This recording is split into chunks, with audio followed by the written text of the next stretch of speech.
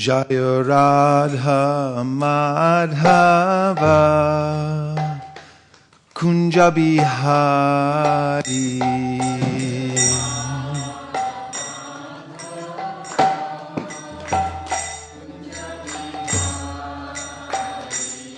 Jaya Radha Madhava Kunja Bihari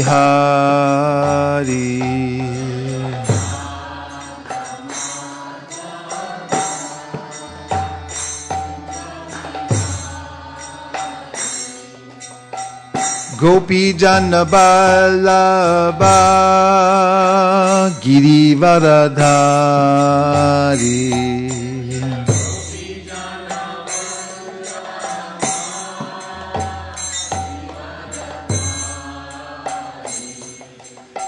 Gopi Jana Vallabha Girivaradhari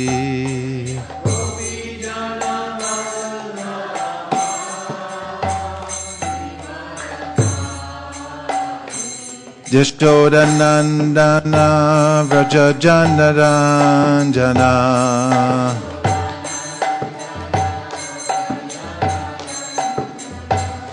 Yashodanandana Vrajajanaranjana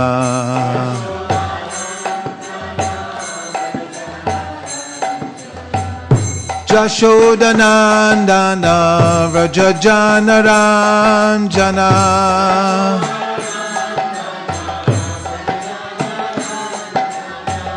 Yashodanandana Vrajajanaranjana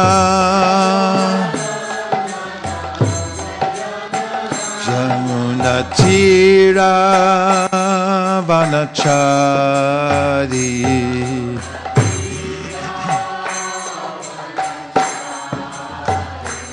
Jamunatira Vanachari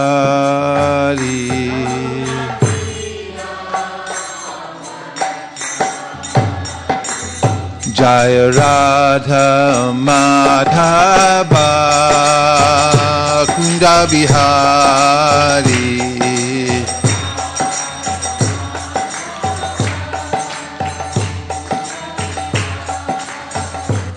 Jaya Radha Madhava Kunja Bihari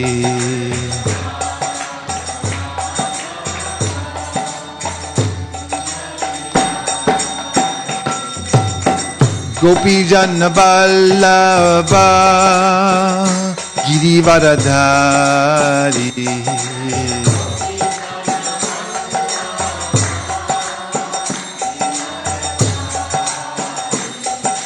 Gopi Jana Vallabha Girivaradhari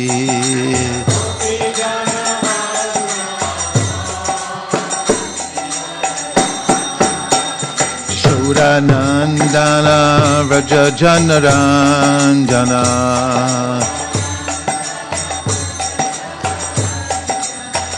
Yashodanandana Vrajajanaranjana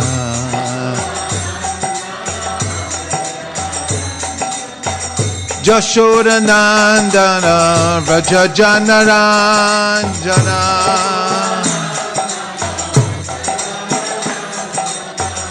Yashodanandana Vrajajanaranjana Jamunatira Vanachari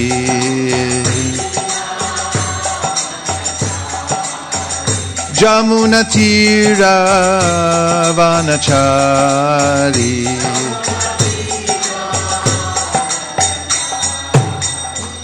Jaya Radha Madhava Kunja Bihari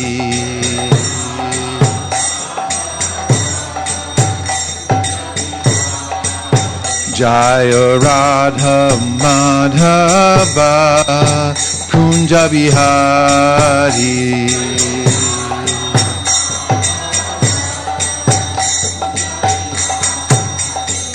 Gopi Jana Vallabha Girivaradhari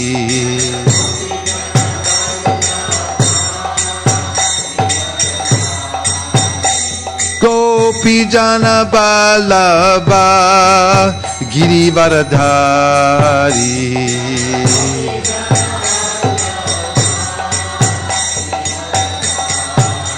Yashodanandana Vraja Janaranjana Yashodanandana Vraja Janaranjana Yashodanandana Vraja Janaranjana Yashodanandana Vraja Janaranjana Jamuna Tira Vanachari Jamuna Tira Vanachari Jaya Radha Madhava Kunja Bihari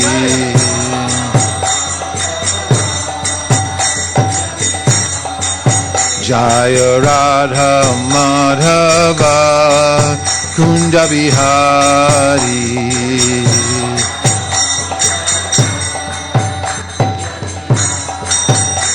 Gopi Jana Vallabha Girivaradhari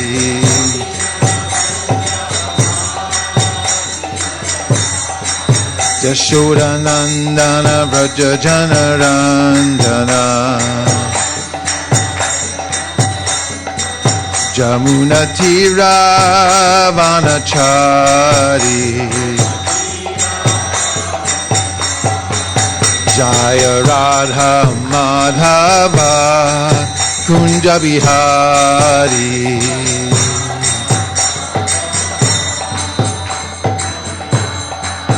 Jaya Radha Madhava Kunja Bihari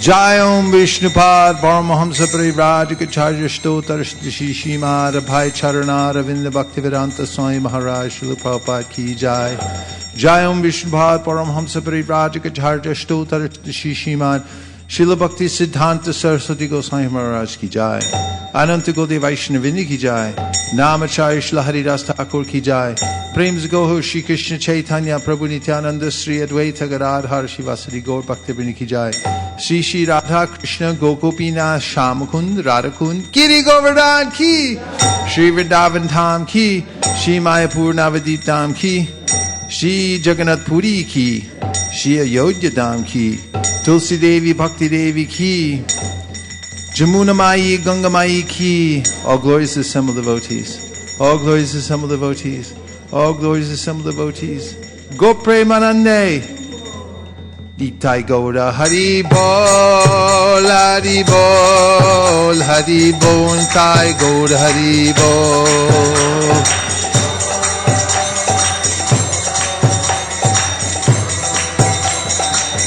Jaya Jaya Prabhupada Prabhupada Prabhupada Jaya Jaya Prabhupada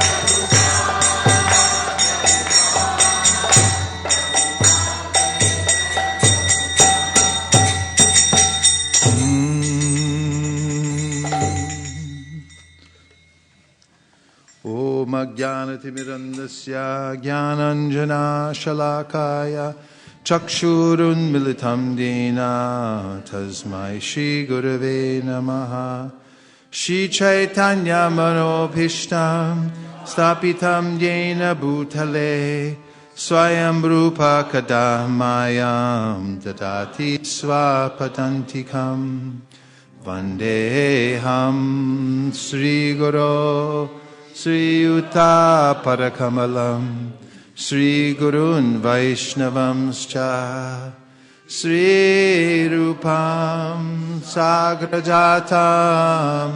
Sahagana Raghunatham Vitam Tam Sajivam Sadvaitam Sarvatutam Parijana Sahitam Krishna Chaitanya Devam Sri Radha Krishna Padan Sahagana Lalita Shivishakanvitamscha He Krishna Karuna Sindho Dinabandho Jagatpate Gopesha Gopika Kanta Radha Kanta Namostute Tapta Kanchana Gaurangi Radhe Vrindavaneshwari Vrishabhanu Sute Devi Pranamami Hari Priye Vancha Kalpatarubhascha Kripa Sindhubhya Evacha Patitanam Pavanebhyo Vaishnavebhyo Namo Namaha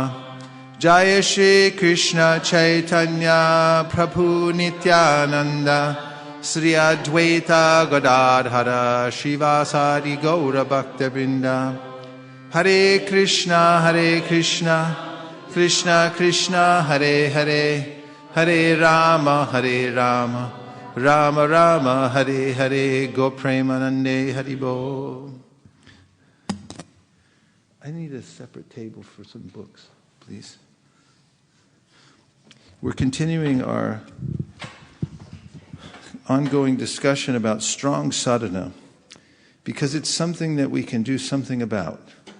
There are many things in this world we can't do anything about, and those things we can leave alone and we can tolerate. For those of you who are joining us online this morning, we welcome you, and you can text in at 650-255-2227. That's 650-255-2227.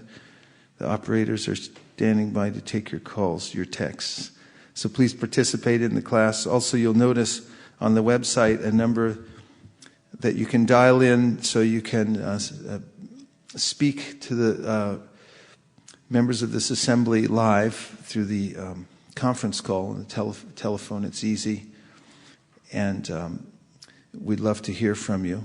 And thank you for joining us online this morning. And welcome to all of you who have come from various places all over the Bay Area and all over California to join us live here in the studio this morning. And we're going to, over the next couple days, talk about strong sadhana. And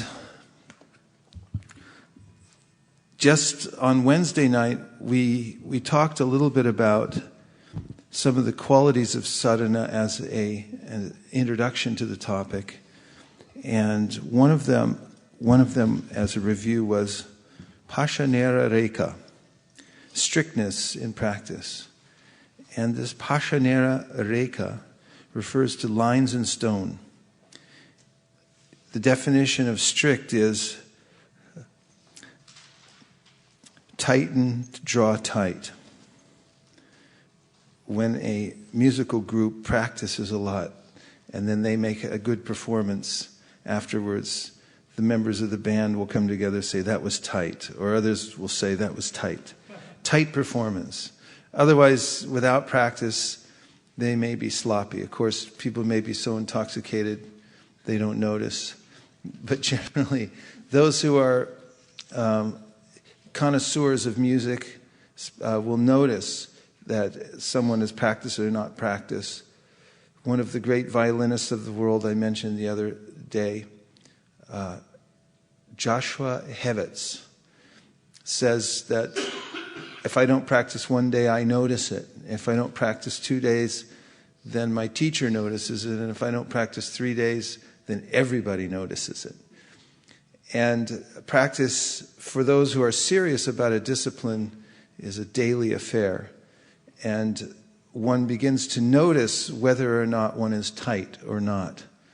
And this mindfulness of one's strictness or tightness in one's practice is of great concern to those who are interested in advancing in any discipline. They actually measure it, and they notice from day to day whether they're tight or they're not tight. And they try to discern why. And this is in the topic of strictness. So one of the words Prabhupada frequently used when he talked about the practice of bhakti is that one must be strict. So it's worthwhile looking into this word strict. What does it mean? In context, I gave the phrase pashanera reka, which means lines in stone, which is a reference to the practice of Raghunath Das Goswami, who Kaviraj Goswami, the author of Sri Chaitanya Charitamrita, says Raghunath Das's practice, daily practice, was like lines in stone. In other words, immovable and very structured. So these are the greatest of practitioners. They're strict. It's not that when one reaches a certain level, one simply abandons the process or thinks, I don't need to practice anymore, and becomes lax. Even those who don't need to practice do it anyway in order to set an example for others. Another word that Prabhupada uses in context with practice is serious. And the definition of serious, it's a Latin word, which is shringeri, earnest.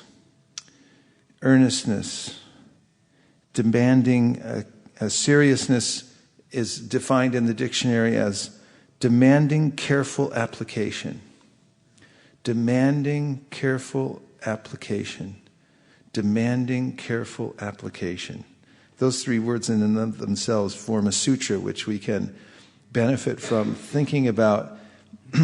Why is it demanding? Well, if we don't have careful application of the process, then we'll be swept away, because Maya is very demanding, extremely demanding. She'll ask us to do things that we never thought that we should do or that we want to do, but she'll demand that we do them anyway.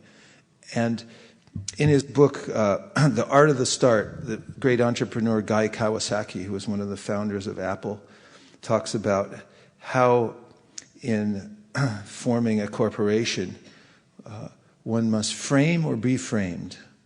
That is, unless you frame the company, what its purposes are, and you apply those on a regular basis, then someone will come along and frame it for you.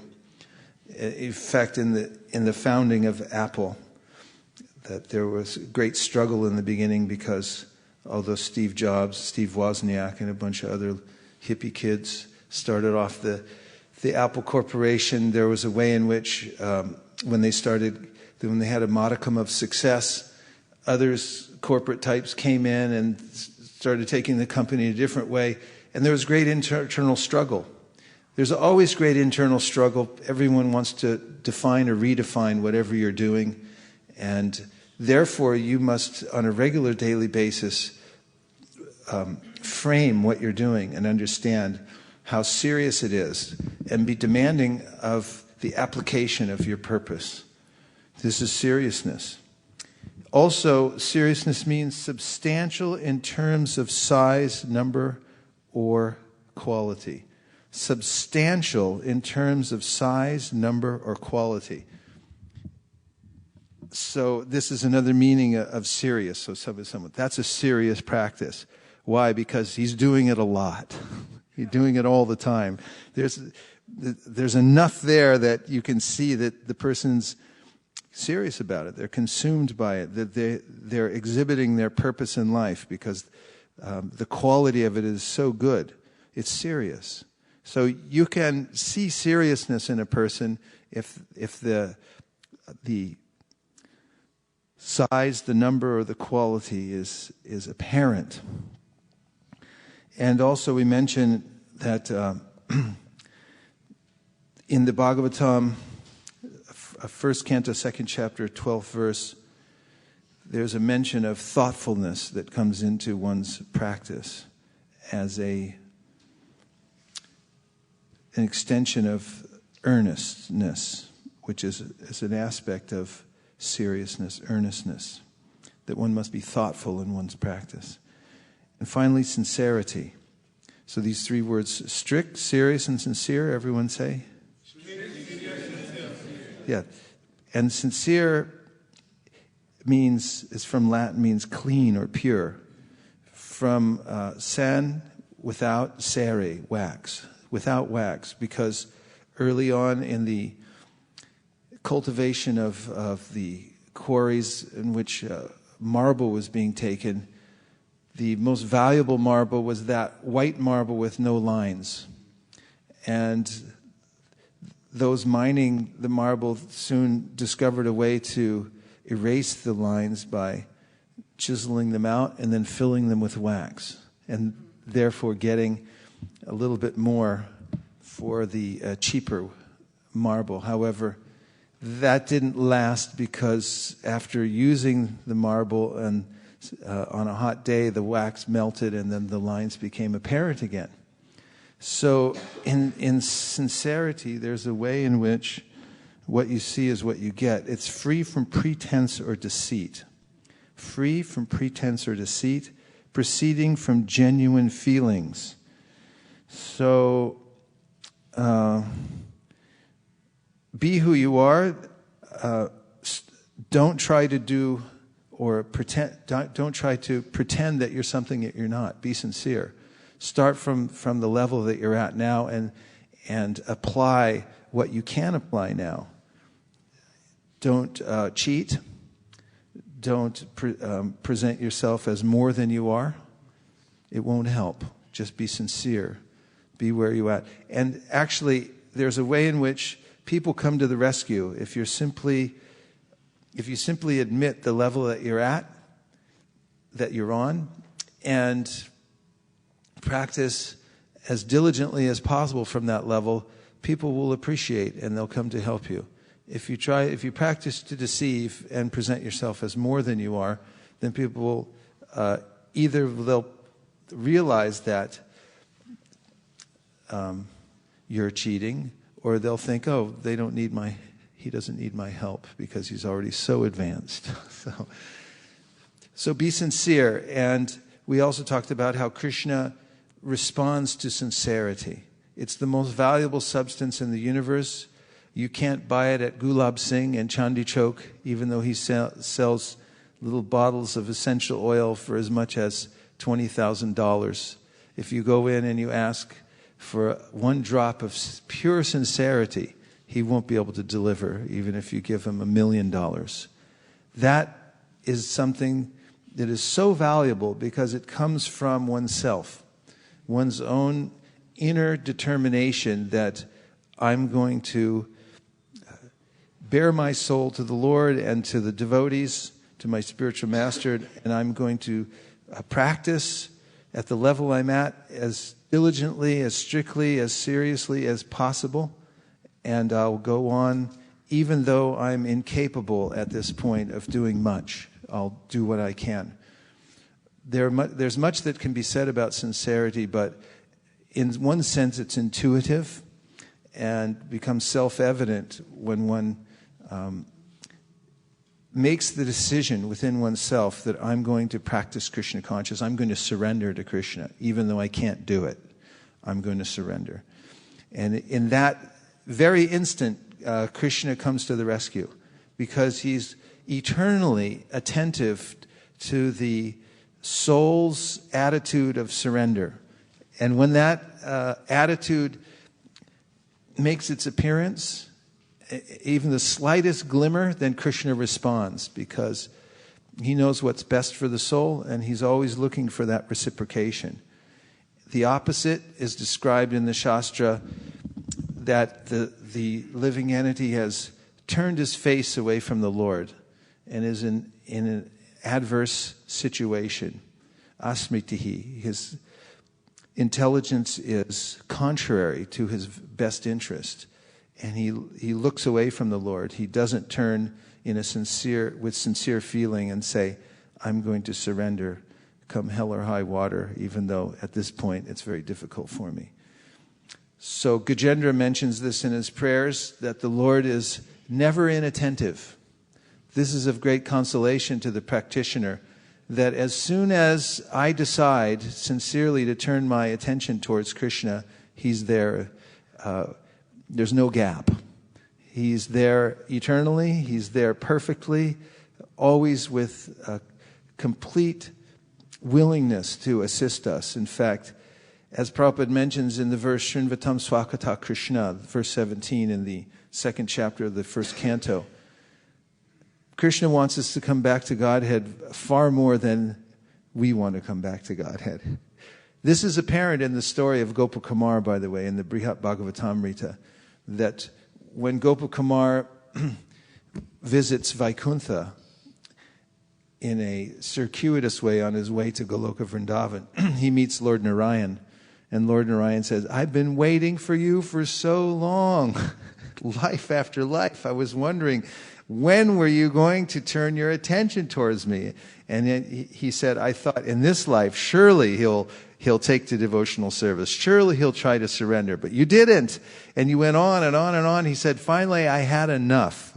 I couldn't wait. So I forced you to take birth in Govardhan. And then I appeared there personally as your spiritual master. And I intervened in your life, even though this is contrary to my statement, Samaham Sarvat Bhuteshu. That's how much Krishna wants us to come back to Godhead. And also, in that section, he mentions how grateful he is to a living entity who surrenders even an iota, even a scintilla of sincere surrender. Krishna becomes grateful to the living entity, that he's so appreciative of that surrender. So remember that. We can remember that as we continue our practice. It only requires a trace of sincerity. Atapite deva padambuja dvaya prashada leshanu grihita evahi. A lesha means a fragment, just a molecule of mercy of the Lord can bring us to the highest position. And on the other side, just a molecule, a scintilla of sincere feeling or intention of surrender can attract that mercy to the living entity. So strict, serious, and sincere are three words that we can carry with us in our pocket and bring out regularly and introduce to the unruly wild mind that says, let's just do whatever we like. And isn't it a good idea just to stay in the material world and so forth?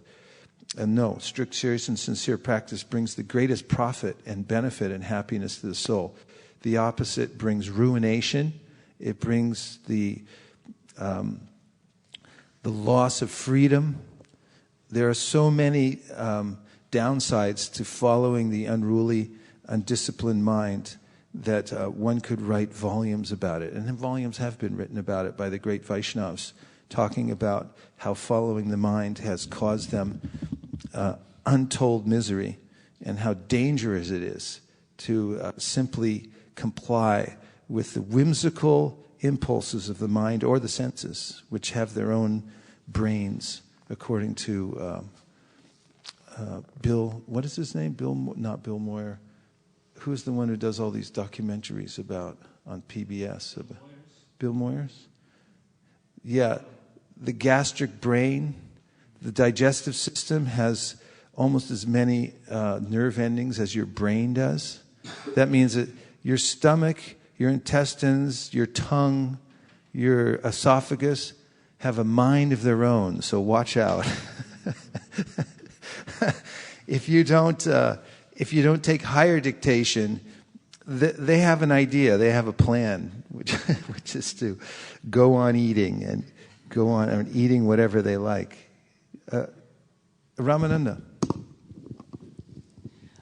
What is actually the difference? It looks to me strict and serious.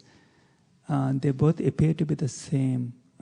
Are very closely related. Study the subtleties. In the subtleties, just like in poetry, when you go into the subtlety of the words, every word has some weight and some value and some very subtle difference. That's why I like to look at the etymology If you go deeply, if you drill down deeply enough, you'll find the origin and the circumstance of each word has a slightly different context.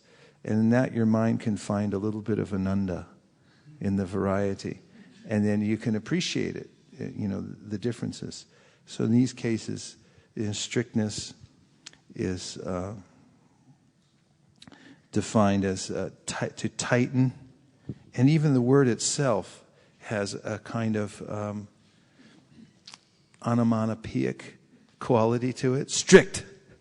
It's like, there's a line there. Don't go over it. Come back here, mind, right now. Stay in this. We're here now. Let's stay in it. Strict. Serious is earnestness, according to the etymology and so forth. There's a little bit of difference between earnestness and the idea of tightening. Like that. And I also have one comment. The comment is that in the last class you were mentioning about types of distractions, and one of the distractions you mentioned was continuous distraction. Yes. And today when you are talking about the violent skills, I just remember that even the skills we have, the knowledge we have, is continuously being destroyed unless we practice it again. That's true. So we have to renew every day. And this is something mentioned by Uddhava, by Krishna to Uddhava in the Uddhava Gita, 11th canto of the Srimad Bhagavatam. And Krishna says that although I'm constantly giving instructions and bringing the Vedas to light in the material world, they're constantly being, the message is constantly being distorted. Constantly. I mean, even Prabhupada was so careful to repeat this message, don't change anything. Be careful, don't change the message. And he was extremely attentive to the assembly of devotees who would start a slightly different kind of kirtan. Stop it. Go back to the... don't do that. Or even things that he introduced, like we said, Bhaja Sri Krishna Chaitanya. Prabhupada he would notice the feeling or the way in which devotees were doing it and say, okay, don't do that anymore. It's not strict enough. It's not serious enough. There's something wrong with that. And through history, we've seen, you can read in the book, Sri Bhaktisiddhanta Vaibhav, by His Holiness Bhakti Vikas Swami, about the many different kinds of deviation from Lord Chaitanya's teachings of Gaudiya Vaishnavism. There are literally dozens of various distinctive deviations. And then, of course, there's subcategories of all those as well. Groups that formed after Chaitanya Mahaprabhu that went off in slightly different directions, which is the nature of the conditioned mind and soul, conditioned mind and heart, which is, let's just do it my own way. I'll do my own thing, rather than follow the strict path. I'll do it a different way. So we have to be careful of that, because the independent mind can take one astray. And by carefully following, although not fanatically, but by carefully following the mood and mission of the Acharya, then one can become transparent and empowered in practicing Krishna consciousness and carrying it forward to others. Otherwise, one loses one's potency. Nice points, Ramananda Sakar Prabhu. Thank you. Okay, now we talked about grabbers, how planets are all called grahas or grabbers. They grab us, they move in a different direction. All living entities are grabbers. And so if you're going to be grabbed, then get grabbed by someone who knows where they're going. Anugraha. Anugraha means mercy. This is the translation of anugraha, which you'll find throughout the Bhagavatam. Anugraha. So graha means grabber, anu means to follow. So devotees are grabbers also. That's why they preach. They go out and they grab people and say, hey, come here. Look at this. Read that. Don't read this, read that. Chant this, don't chant that. This is anugraha. It means that you grab someone and you cause them to follow in the right way. Yesterday, I went on book distribution with Nirkula down to San Francisco State University and just just as we got out of the car. There's no lack of opportunity to preach anywhere in the Bay Area, that's for sure. We got out of the car, just walking down the street, we stopped about 6 people before we got to the campus, actually. And the first person I stopped was a worker. He spoke Spanish, I think about 80%, 20% English. And he bought a book. And then I walked a little further. We walked a little further, and then we found that he was part of a whole crew working on somebody's front yard there. So then I talked to the foreman, the boss, who was, I could tell just by his body language that he was in charge of the whole thing. So we had at least a 10-minute conversation with him. And he said, he looked at the Bhagavad Gita and said, I'm a dogmatic Christian. I said, we're all dogmatic. You can't live in this world without being dogmatic. I said, this whole university, every class you step into, you're forced to be dogmatic because you can't go back and test every theory that's ever been postulated and passed on. You have to accept axiomatic truth. It's just the way it is. He was impressed by that. And then he gave the Gita back. He said, I'm a Christian. I can't take this. Oh, he said, oh, no problem. We'll give you the Christian book. So I handed him over a book I just happened to pack with me called The 4 Principles of Freedom, written by Satyaraj Prabhu, about following the 4 regular principles. And on the front, it talks about chastity. It talks about, I forget the different terminologies he uses for the 4 regular principles, but it looked kind of Christian. He looked at it, and I was watching his mind scan the thing, and it didn't reject. His mind didn't reject. And, okay, so we kept talking, and anyway, now I've forgotten the point I'm trying to make. Yeah, about being dogmatic, huh? Yeah, about the grabbers and so forth. So then, so I kept talking to him and preaching just on subtle points.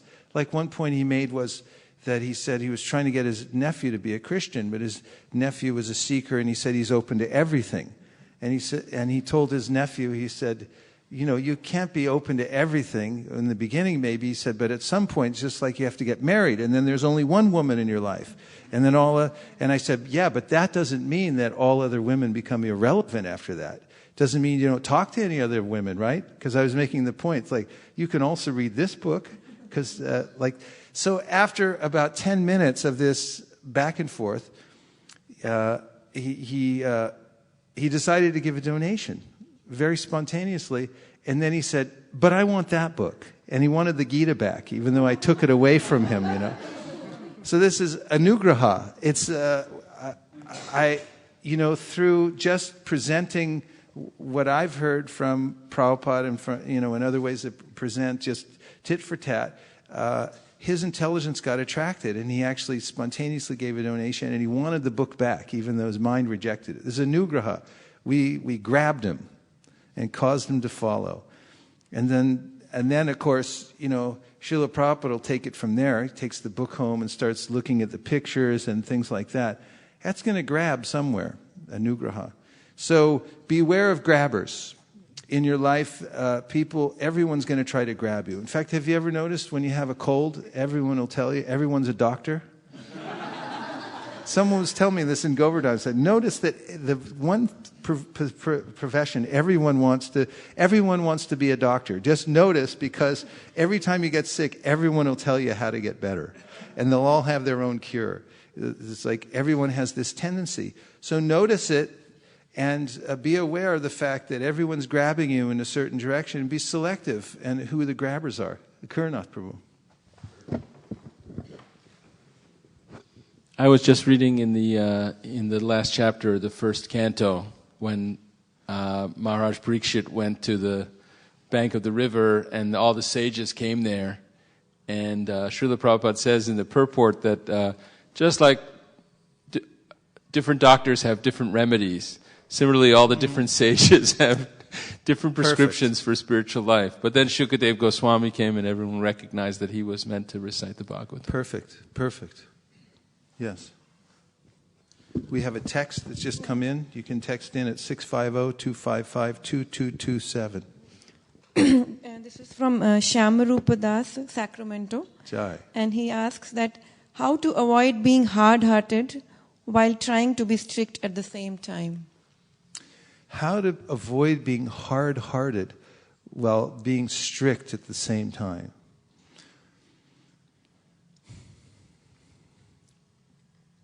Well, one way is to realize that whatever ability we have to be strict is coming from Krishna.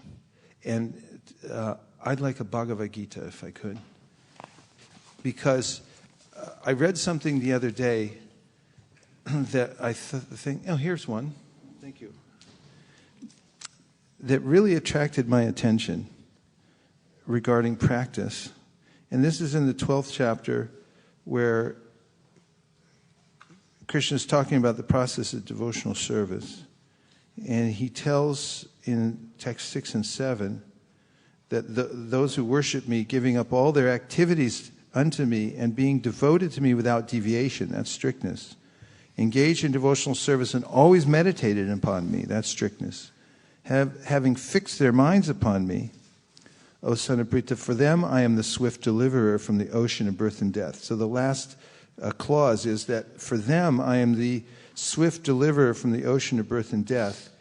And in the purport, Prabhupada mentions that when one takes to the process of devotional service very strictly, that Krishna, when one surrenders to Krishna, then Krishna takes charge of one's advancement in devotional service.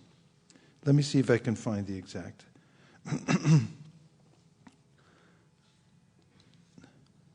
The responsibility is taken by the Supreme Lord himself. He clearly states here that he himself becomes the deliverer. A child is completely cared for by his parents, and thus his position is secure. Similarly, a devotee does not need to endeavor to transfer himself by yoga practice to other planets. Rather, the Supreme Lord, by his great mercy, comes at once, riding on his bird carrier, Garuda, and at once delivers the devotee from material existence. Although a man who has fallen into the ocean may struggle very hard and may be very expert in swimming, he cannot save himself. But if someone comes and picks him up from the water, then he is easily saved. Similarly, the Lord picks up the devotee from this material existence.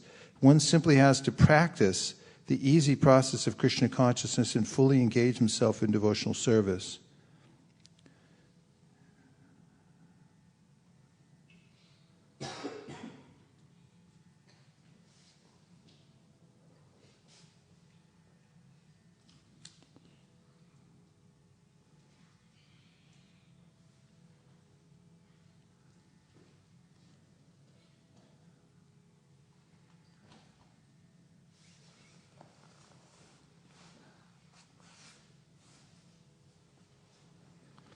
So, if one remembers, thank you, that although one's being strict, Krishna is the one who is delivering, and that one does not become proud or simply attached to being strict, but is attached to being strict for the sake of showing to Krishna that one is sincere, then the heart doesn't become hard. If one practices severe austerities just for the sake of the austerities and doesn't remember that Krishna is the deliverer, then the heart can become hard. Rupa Goswami mentions this in the Bhakti Rasamrita Sindhu. Akarnath Prabhu.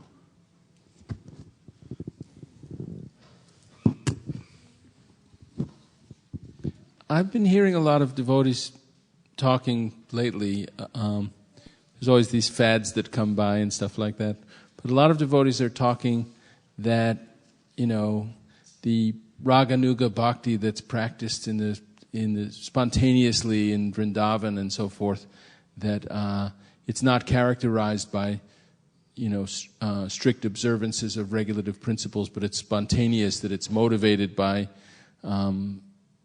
by one's own actual taste and attraction, and therefore, one should not glorify too much the strict practices and sincere, like you're talking about today, strict sadhana and lines in stone, but really that only takes you up to a certain point, and then your natural emotions for actually serving Krishna should take over or something like that.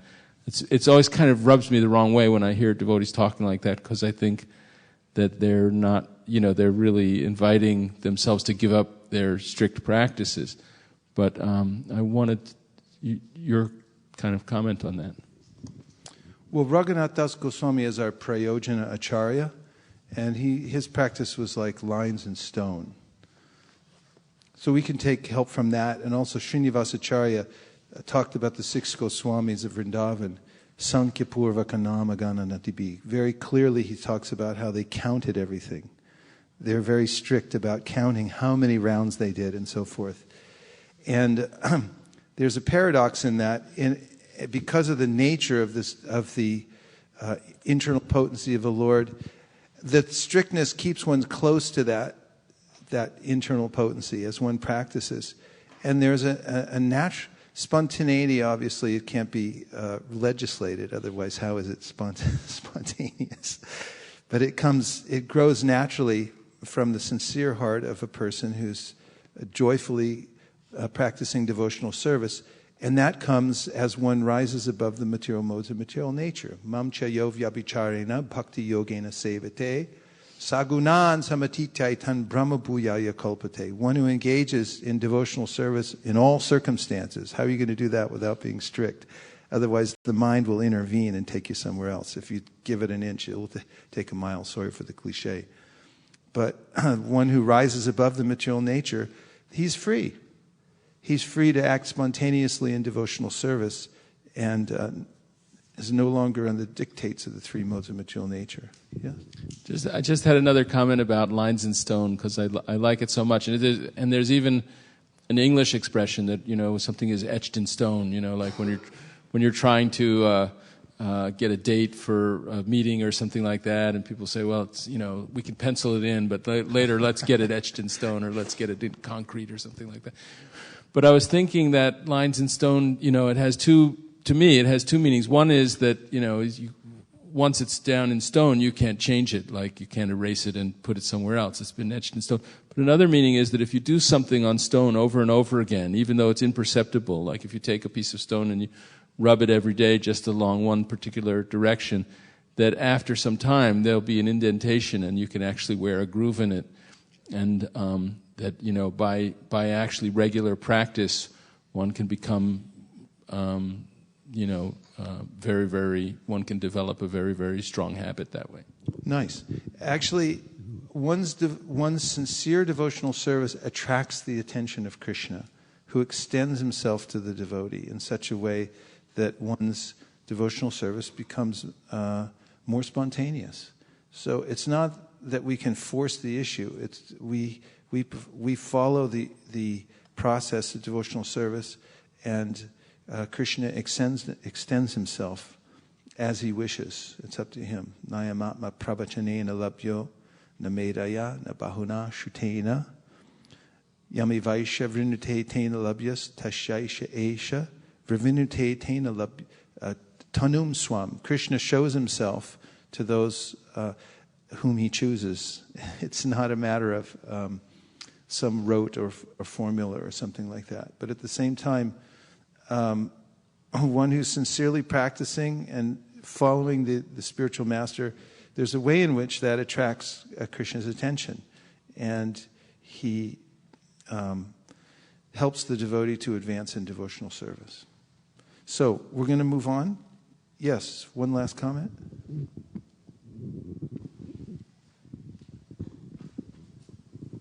So I had a comment here.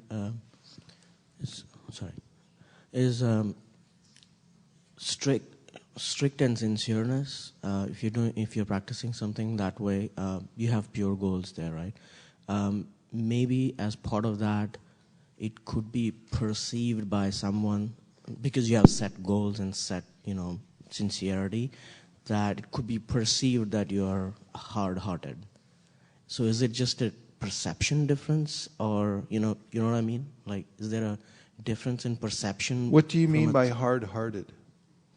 So example, if my kid if my kid wants something and he's persistent about getting something, but I say, nope, sweets are not allowed in the night. I have sincere and, strict rules that these are the things and guidelines which will make you your sort of life shape up in a different manner or whatever, but it's perceived by the kid. So that he thinks you're hard-hearted. Yeah. So that's what I'm trying to, is that what the question was, or it was a different question? You know what I mean? Well, was that the question? The question was, if you practice strictly, does it mean that you'll become hard-hearted? Well, in any kind of practice regarding this question, one has to remember the purpose. There is a way that one can become absorbed in rote practice. That is, performing the rules and regulations only for the sake of performing them, not for the sake of advancing in devotional service. And one might define that as a hard-heartedness or closed-mindedness, and not actually appreciating the purpose behind following the rules and regulations. As far as the student and the master, if the master is giving some kind of dictate that do it like this, don't do it like that, if the student is not a willing participant, then there may be a way in which he or she will resent the teacher and think, you're just trying to dominate me or something like that. And therefore, for a father-son relationship or a father and child relationship, sometimes it's a little more difficult because the child didn't volunteer. For disciple, the idea is that someone's like, I want to reform myself, therefore I'm approaching you. You please correct me. And therefore, it's a slightly different relationship. So there's a thankless aspect of being a guardian sometimes, that one may be perceived as hard-hearted, but oftentimes you'll find that people later on, when they benefit from those disciplines that were offered to them, which were imposed upon them even, will thank their guardian later and say, if it hadn't been for the strictness of my father or mother, that I would have been lost. In fact, Prabhupada tells a story about a child who was sentenced to death for murder, and then just before he died, he called his uncle or whoever was his guardian to the cell and said, please come close, I want to whisper something to you in your ear. And then he bit his ear off and said, if you had been more strict with me, I wouldn't have been a murderer. I have more material to cover and not much time. Can I move forward? Akurnath, last point. I apologize because it may be a big one, but I'm sure it's going to be great. The question is about fault finding, that when we're trying to be strict with ourselves and follow some strict discipline with ourselves, and then we see other people are not being as strict, especially if they're members of the same organization or community, sometimes we resent that and we try to demand that I've seen this a lot, that we try to demand that other people practice the strictness, maybe because it's attractive to us that we want to be lax or something, and we see other people are lax and we start getting on their case, even though they're not really our... Got it. State the question. What about, and speaking of hard-heartedness, isn't that part of it? How can we overcome that? That. Well, first of all, Prabhupada says one's eyes should be trained to spot offenses. So one should train one's eyes to spot offenses in oneself and rectify them. And also, one should know one's position, one's relationship with others. First of all, very rarely does one reform others simply by open letters on the internet and things like that. People aren't reformed by that. People are generally most impressed by seeing a personal example because it's irreproachable. If someone has an impeccable character and shows by example, it's very hard to say anything about that person. One example comes to my mind, a way in which Jayadvaita Swami publishes his his expense account on the internet regularly, down to the penny. And he's a very meticulous kind of person. I notice how he'll just account for everything. Here's how many donations I received. Here's what I spent. Here's what I had left over. This is my life. At the end, these are true statements. And then there's not much you can say. He's open, clear, and sets by example. Then the whole discussion about should a sannyasi have money, this and that, it becomes, clarified in that. So that's one point. And the other point is that we have a relationship with various kinds of people, and we should know what that relationship is. If someone hasn't come to you and said, please correct me, then you don't have to take that burden on your head to try to correct them. Just try to correct yourself and those who are interested in hearing from you. This is one of the austerities of speech Prabhupada mentions in the purport in the 17th chapter of the Gita, that unless somebody has declared themselves your student, or by proximity, coming into a certain circumstances has implied that, then it's not your duty to correct their every move. And it may not be effective in your doing so. So, the old adage, what is the old adage? Be the example. Be the change that you want to see in other people. And then if you do have to say something, you can back it up. Otherwise, it's practically useless. I remember 5 or 6 years ago at the Temple President's meeting, there was someone who was a strong advocate that everyone should be giving 50% of his income. He was writing papers about it. He was talking about it in an animated way. And then someone finally asked him, do you do that? And he said, well, no, but I don't do that. But I think that, when I retire, that, I'll leave in my will. Actually, I'll leave in my will 50% of my income.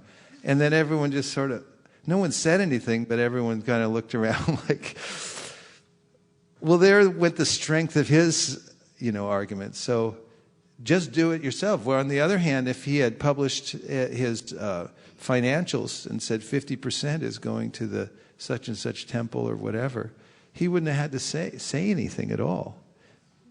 Right? Or if he did say something, it would have been really potent.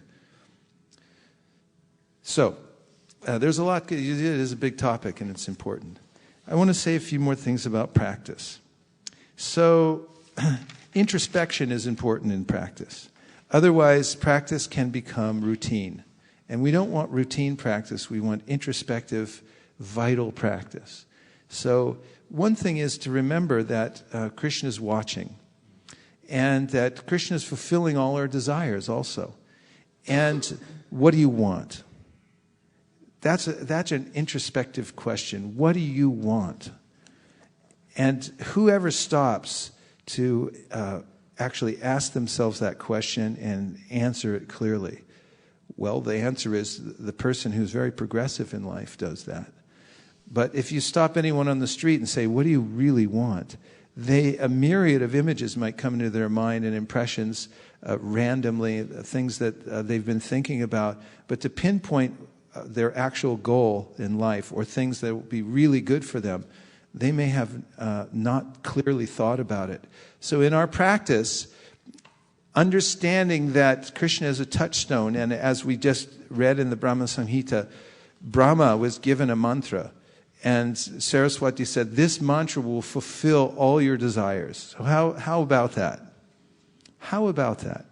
This mantra will fulfill all your desires. Everyone said, oh, my desires are unfulfilled. I never get what I want. And someone finally says, okay, quiet down for a minute. I'm going to give you something that's going to fulfill all your desires. Take this. It'll fulfill all your desires. Now the problem is, what do you want? So if you sit down under the desire tree and you're not clear about what you want, you might get some unclear result. If you're clear about what you want, but it's not good for you, and you say, I would like a bag of hammers to fall on my head. And then the bag of hammers falls from the tree and it hits you on the head. And then who are you going to blame? Who are you going to blame? Not the tree. So Krishna is fulfilling everyone's desires since the time immemorial. And as we come to Krishna consciousness, we understand very specifically that these are live mantras. They're fulfilling our desires exactly as they appear. So clarify what it is you want. And even if the random desires that are coming into your mental system are not good for you, pinpoint those things that are good for you. This means spiritual intelligence, which Krishna advocates at the end of the 3rd chapter and elsewhere of the Bhagavad Gita, in which he says that you should overcome the lower self by the higher self. Use your intelligence to move ahead. Buddhi yoga, find out what's really good for you, and then cultivate that desire. So introspection means cultivation of desire, and that's exciting. You can be a gardener. You can decide what goes in your garden rather than letting just any seed blow in there and grow. Decide what you want to grow.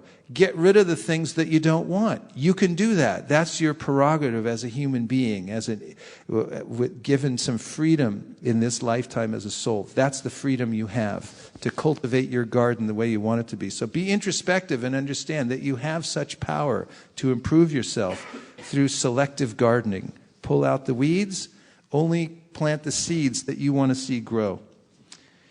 Even if you don't have full faith that they will grow, take the word of the great devotees in the Shastra and plant them anyway and start to water them, and then you'll be amazed. So intention must be strong, and this can be a product of this introspection, of deciding what it is you want. So when alternatives come up, you say, no, I've already decided. This is your intention is already there. So Maya will present you with myriad alternatives to this desire that you have to advance in devotional service. How about this? How about that? And she's really good at it, because she can present things that look like they have verisimilitude. They look just like what you thought you wanted, but a little bit different. And you might be tricked by that unless your intention is very strong, unless you've pinpointed what is the actual seed. You've studied the science. What does the Bhakti Lata Bij look like? And what does the Karma Bij look like? What does the Jnana Bij look like? Because if you don't study it carefully, you'll be fooled. And Maya fools those who want to be fooled. And this is where sincerity comes into play. If there's something in my heart where I actually want to be fooled, I don't want to wake up yet, Maya would be expert and say, here it is. Here's your nice little package that's custom made for you according to your material desires. And then unless you've been very specific in deciding that you're going to take Krishna's instruction rather than Maya's random presentations, or custom-made presentations, I should say, then you'll be dissuaded. You'll be deviated from the path of strict, serious, sincere practice. So there are 2 rules in the practice of devotional service, which Rupa Goswami very liberally begins with in his presentation of Bhakti Rasamrita Sindhu, is that one must always remember Krishna and never forget Krishna. Within that framework, one has a lot of liberty to organize one's personal practice so that you can do those 2 things. But you have to do these 2 things. You have to always remember Krishna and never forget Krishna. And he doesn't say specifically everyone has to do it like this. He gives so many different varieties of activity that may give people in various modes of nature, in various positions in life, an opportunity to do that. So always remember Krishna, never forget Krishna. We call the 4 regulative principles the regulative principles of freedom. These are a framework to work with. Cultivate these 4 regulative principles of freedom. The more you're able to practice these 4 regulations, no illicit sex, and think about what that means in all its subtleties, and practice it very carefully. No intoxication. Think about what that means in all its subtleties. No gambling and no meat eating. there's a lot that can be said about the subtleties of these things. But just taking these bare 4 regulative principles, they free one from the obligation to Maya. And make your stand here. The 4 regulative principles are a great framework of mercy given to us by our Acharya, so that we can protect ourselves from the onslaught of Maya. And then 16 rounds. So this prescription, 4 regulative principles and 16 rounds. This is a basis of our practice. These are fundamentals. Just by strictly doing these, 4 and 16 every day, one can become as strong as the Himalaya mountains in one's practice. Prabhupada told that to one sannyasi. If you follow very strictly the 4 regular principles and chant very carefully your 16 rounds every day, your practice of devotional service will become as strong as the Himalaya mountains. Yes? Hare Krishna. I just had this thought when you mentioned about the 4 regulative principles of freedom, and previously that you were saying how Maya is always attacking. So I just felt that, when a soldier goes into a battle, he wears his armor. If you don't have the armor, he's going to get attacked. And the enemy is always looking when he's dropping the guard. So 4 regulative principles essentially is an armor or a guard. You drop even one, and there you are. You're opening yourself to getting injured. So, thank you. Very well put. Yes, like armor. Now, to help us in customizing and prioritizing our practice, Rupa Goswami gives 64 items of devotional service. Actually, there are many more than that. But he gives 64 items, very specifically in the Bhakti Rasamrita Sindhu, but mentions that in the Hari Bhakti Vilas there are more than that mentioned. But these are primary, 64. But then to make it even more focused, then he gives 5. And may I have the Madhya Lila 22.128, please? Govindacharan's got it. So in the Chaitanya Charitamrita, we'll find Lord Chaitanya Mahaprabhu in his teachings to Sanatana Goswami in helping us refine our practice of the 64 items of devotional service. Tells us about 5, which are the most potent of the 64. Amazingly potent, so much so that you'll hear something that will make your ears tingle and your feet want to dance. Do you want to hear something that makes your ears tingle and your feet want to dance? Yeah. Okay, here it is. Thank you, Govindacharan Prabhu. That's 22.128.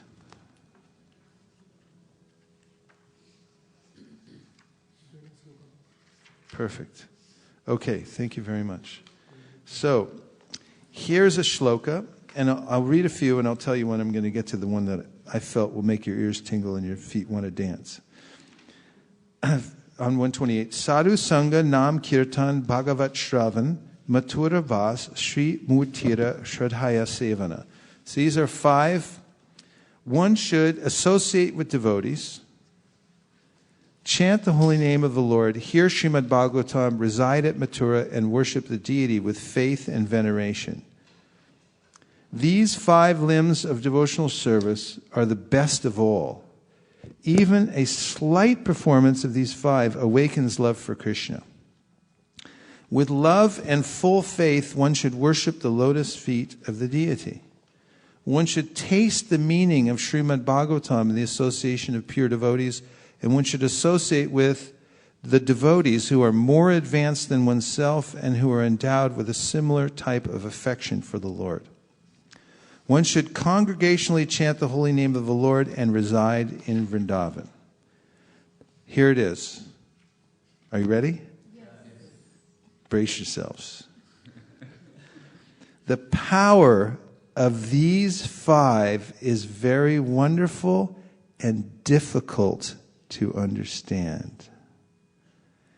Even without faith in them, a person who is offenseless can awaken his dormant love of Krishna simply by being a little connected with them.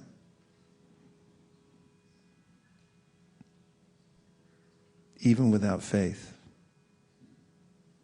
A little connection They're so powerful, it's difficult to understand how powerful they are. That's Krishna's mercy. Keep this in mind when your mind tells you that it's too difficult to attain higher stages of devotion or to advance in devotional services. It's meant for others, not for me.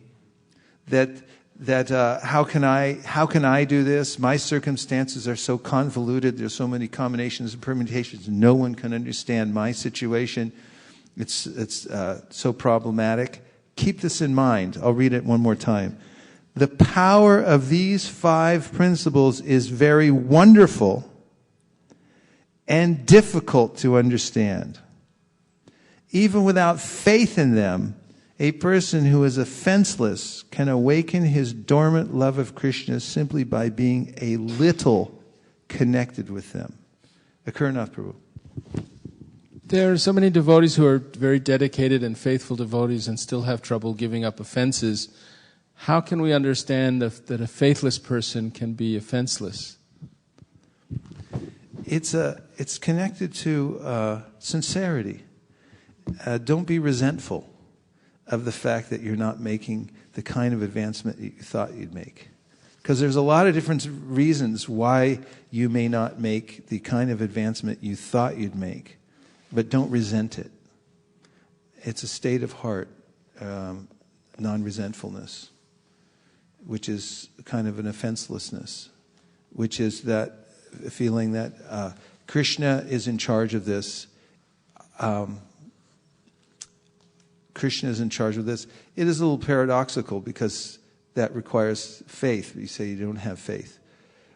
But Krishna mentions in the 13th chapter of the Bhagavad Gita, a person who is open and innocent, even though ignorant, can come to the highest stage and understand Paramatma simply by hearing from others.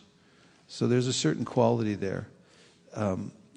Very particularly in all kinds of endeavors and practice of devotional service, especially, one should beware of resentfulness, bitterness, insincerity. And because those taint one's service, they are not attractive to other devotees, and they're also not attractive to Krishna. I'll think about it more. So far, are your ears tingling? Yes. Do you feel like dancing? Yes. Okay. Why? Can you say? What did you like about this statement of Sri Chaitanya Mahaprabhu, who's teaching Sanatana Goswami? Anything particularly that caught your interest? That even a slight faith and a little performance, those even no faith and slight performance. Yeah, no faith and slight performance.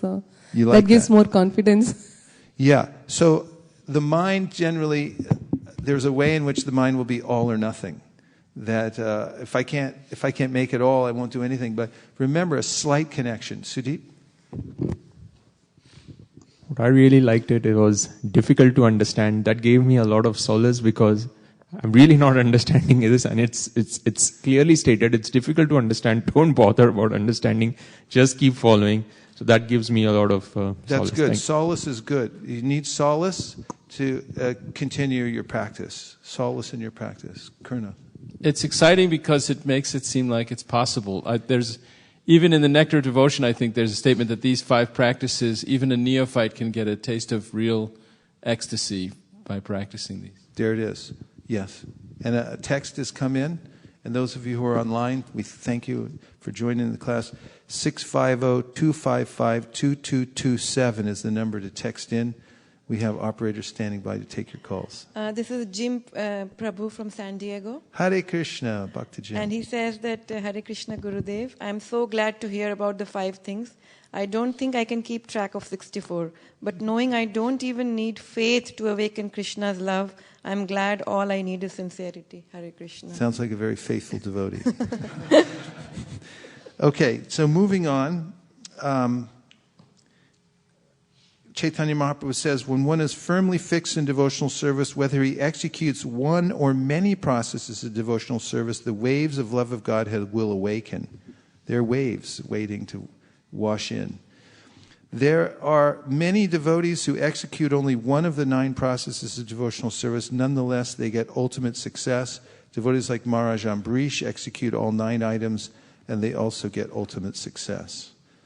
So I wanted to bring that to your attention, that out of this sense of anugraha, wanting us to follow, the acharyas have given us options, 64, now 5, a way to fix your mind, and then these statements that if you're slightly connected with them. So don't be overly concerned at one particular part of your life that you can't be fully absorbed.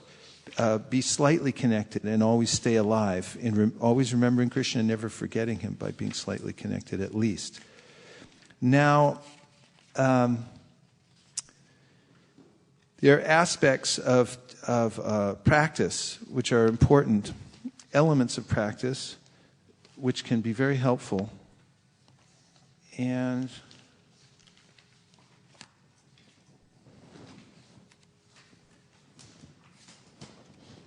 first of all, just about the theory of practice in general, I'd like to read something, enter into evidence here today, something that seems so obvious, but when you hear it, it will inspire your practice. Would you like to hear that? Yes.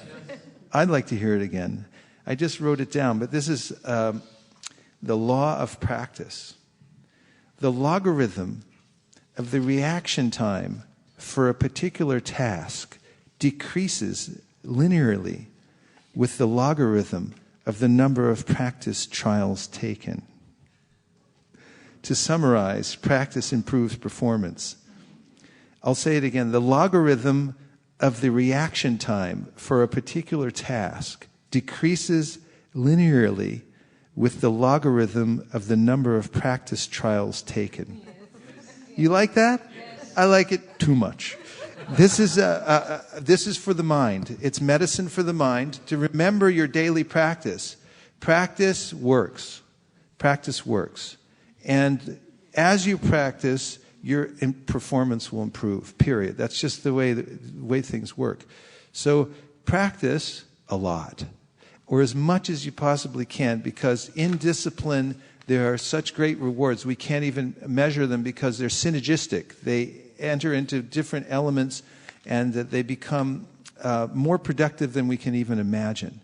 A little bit of sincere practice comes out the other side in an exponentially expanded way. So, but remember this, that if you practice, you'll get better. If you practice, you'll get better. And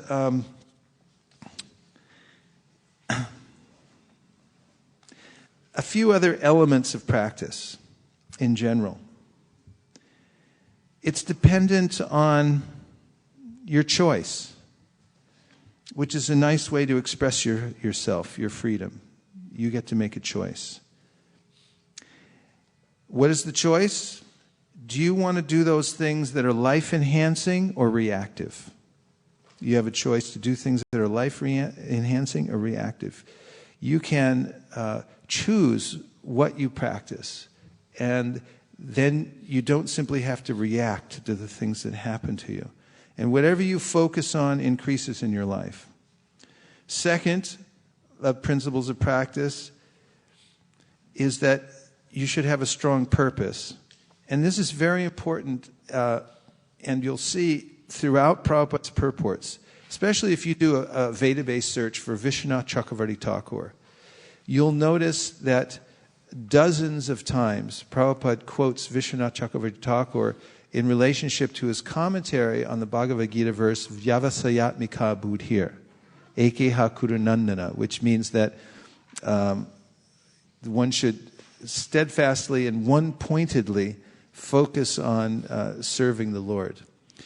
And Vishwanath Chakravarti Thakur, in his commentary on this verse, has talked about taking the order of the spiritual master, and a specific order of the spiritual master.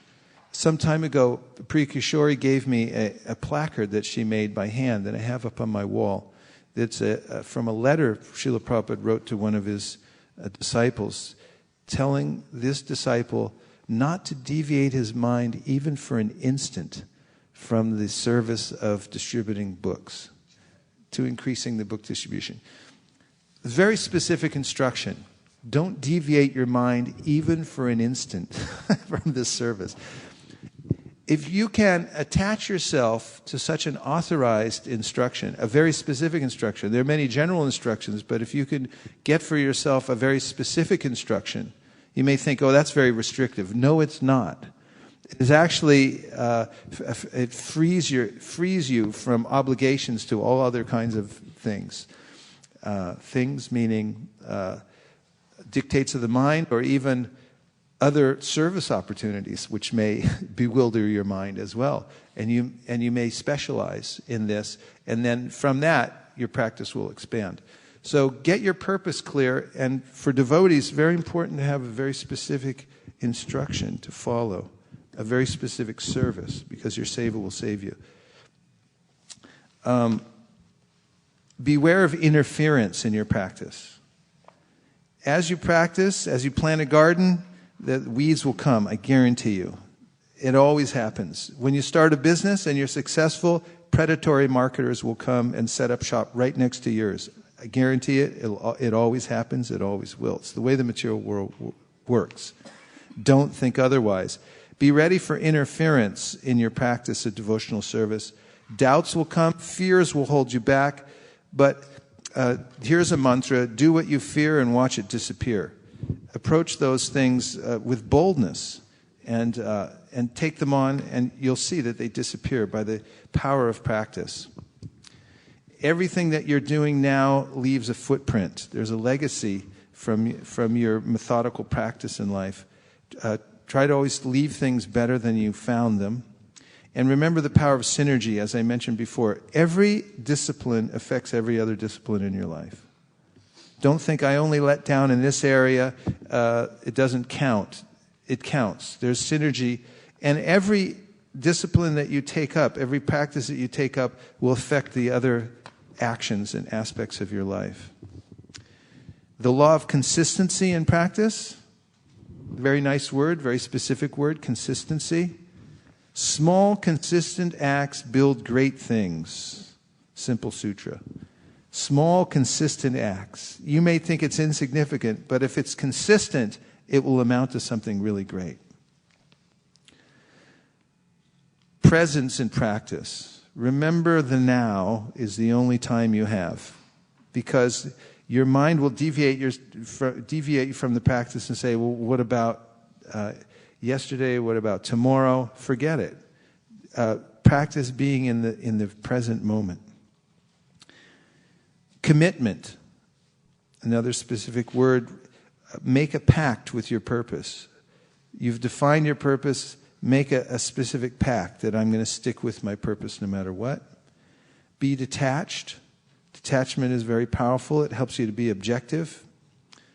Be innocent. That is, start every day fresh with new eyes. Look at your practice as you're doing it for the first time. And be responsible means another sutra. If it's to be, it's up to me. Don't depend on somebody else. Don't blame someone else if you're unable to practice properly. Say, if it's to be, it's up to me. And then finally, be grateful. Be grateful for whatever you get, because when you're grateful, it opens the possibilities for more blessings to flow into your life. So those help with one of the first aspects of practice, which is that it should be done with a proper attitude. And Prabhupada mentions in the Nectar of Instruction that advancement in Krishna consciousness depends on the attitude of the follower. What do you think about that? Yes, Lavanya.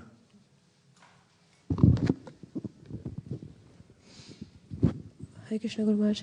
Maharaj, before you go any further, what you just finished, Yes? you said detachment, and at the same time you said, if it's to be, it depends on me. Yeah. And they contradict each other. Could you explain that? Well, it's paradoxical in a sense, but 50% comes from Krishna, 50% comes from me. As indicated in the story of the Damodar Leela, when Yashoda Mata chases after Krishna and tries to tie him up with rope, and it's 2 inches too short, 2 inches too short, 2 inches too short, 2 inches too short, and then she starts to perspire, and then Krishna sees she's trying so hard. Let her tie me up, So he agrees to be tied up. And our Acharya, Vishwanath Chakravarti Thakur, has commented that this indicates that 50% comes from our personal labor and 50% comes from Krishna's mercy. 1 inch indicates our endeavor, 1 inch indicates Krishna is extending himself to us. So we can think like that if it's to be, it's up to me. But at the same time, we understand that my ability to do this, my ability to be determined, everything, I'm grateful for it because it's coming from Krishna. Sometimes, like a regular day, like a day at the temple, when you want to attend a lecture, if I'm to be there, I have to work harder to get there. And then along the way, you will have 4-6 cutoffs before you get to the car. And hopefully the car gets you to the temple. So, along the way, I sometimes wonder, how far should I push myself and say these obstacles are just to train me to get to the temple? And what is the day when I say, okay, maybe it's not today. I'm going to listen online. I said it because it's a practical example of what we do every time. Well, I've noticed about cutoffs is that they can be eliminated over time. That's one thing about practice. Find out where the cutoffs are and then plan to cut them off. I just noticed that, when you have a very tight schedule, when we were in Govardhan recently, we had a tight schedule, every 5 minutes counts. And I would really notice that there were certain things, like I have a little sign that says, please do not disturb. And if I hang it on my door, at the ashram, it would eliminate some cutoffs, which would, someone knock on the door and say, can I talk to you about such and such? And then, one thing could lead to another. But I was very clear about my boundaries and say, I'm not available right now for anything for any reason. Then that would eliminate 99.9% of the time cutoffs, just as an example. And there's a route from when I was in Vrindavan from the MVT where I was staying to the temple, and knowing that I had to complete certain vows, I would take the back route because I knew if I took the other route, I would be stopped, 5-6 times. Hey, Vaish, how you doing? Where are you living now anyway? You still, how about that? Are you in San Jose or what is it, Mountain View? And after 6 times of that and, an hour and a half goes by, then I'd miss the thing. So, I just know there's a cutoff over that way, so I'd go the back way and I'd go down the alleyway. So if you're locked in to a purpose and you're looking for numerical strength, eliminate the cutoffs as much as possible, and then it becomes a game of efficiency to do that. So another point is inspirational sadhana. May I have the Bhagavatam 1.6.15, please? This is an advocacy of non-mechanical devotional service and a very interesting pastime for our edification in the Srimad Bhagavatam regarding Narada Muni, one of our great acharyas, who's the Bhakti Acharya. He's a Shaktivesh avatar. What is his Avesh? It's Bhakti Shakti. Thank you, Govindacharan Prabhu. Narada Muni. After that, under the shadow of a banyan tree in an uninhabited forest, I began to meditate upon the supersoul situated within, using my intelligence as I had learned from liberated souls. Purport. One should not meditate according to one's personal whims. One should know perfectly well from the authoritative sources of scriptures, through the transparent medium of a bona fide spiritual master, and by proper use of one's trained intelligence for meditating upon the supersoul dwelling within every living being. This consciousness is firmly developed by a devotee who has rendered loving service unto the Lord by carrying out the orders of the spiritual master.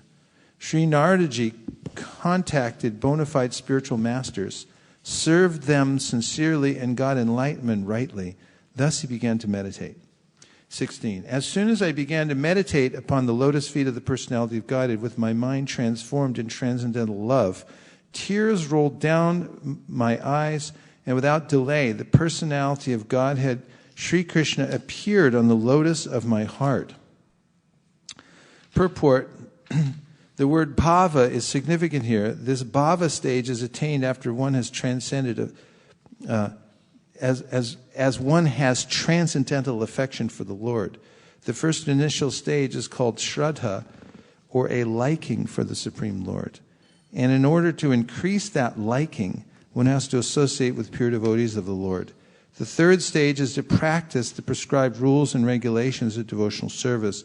This will dissipate all sorts of misgivings and remove all personal deficiencies that hamper progress in devotional service.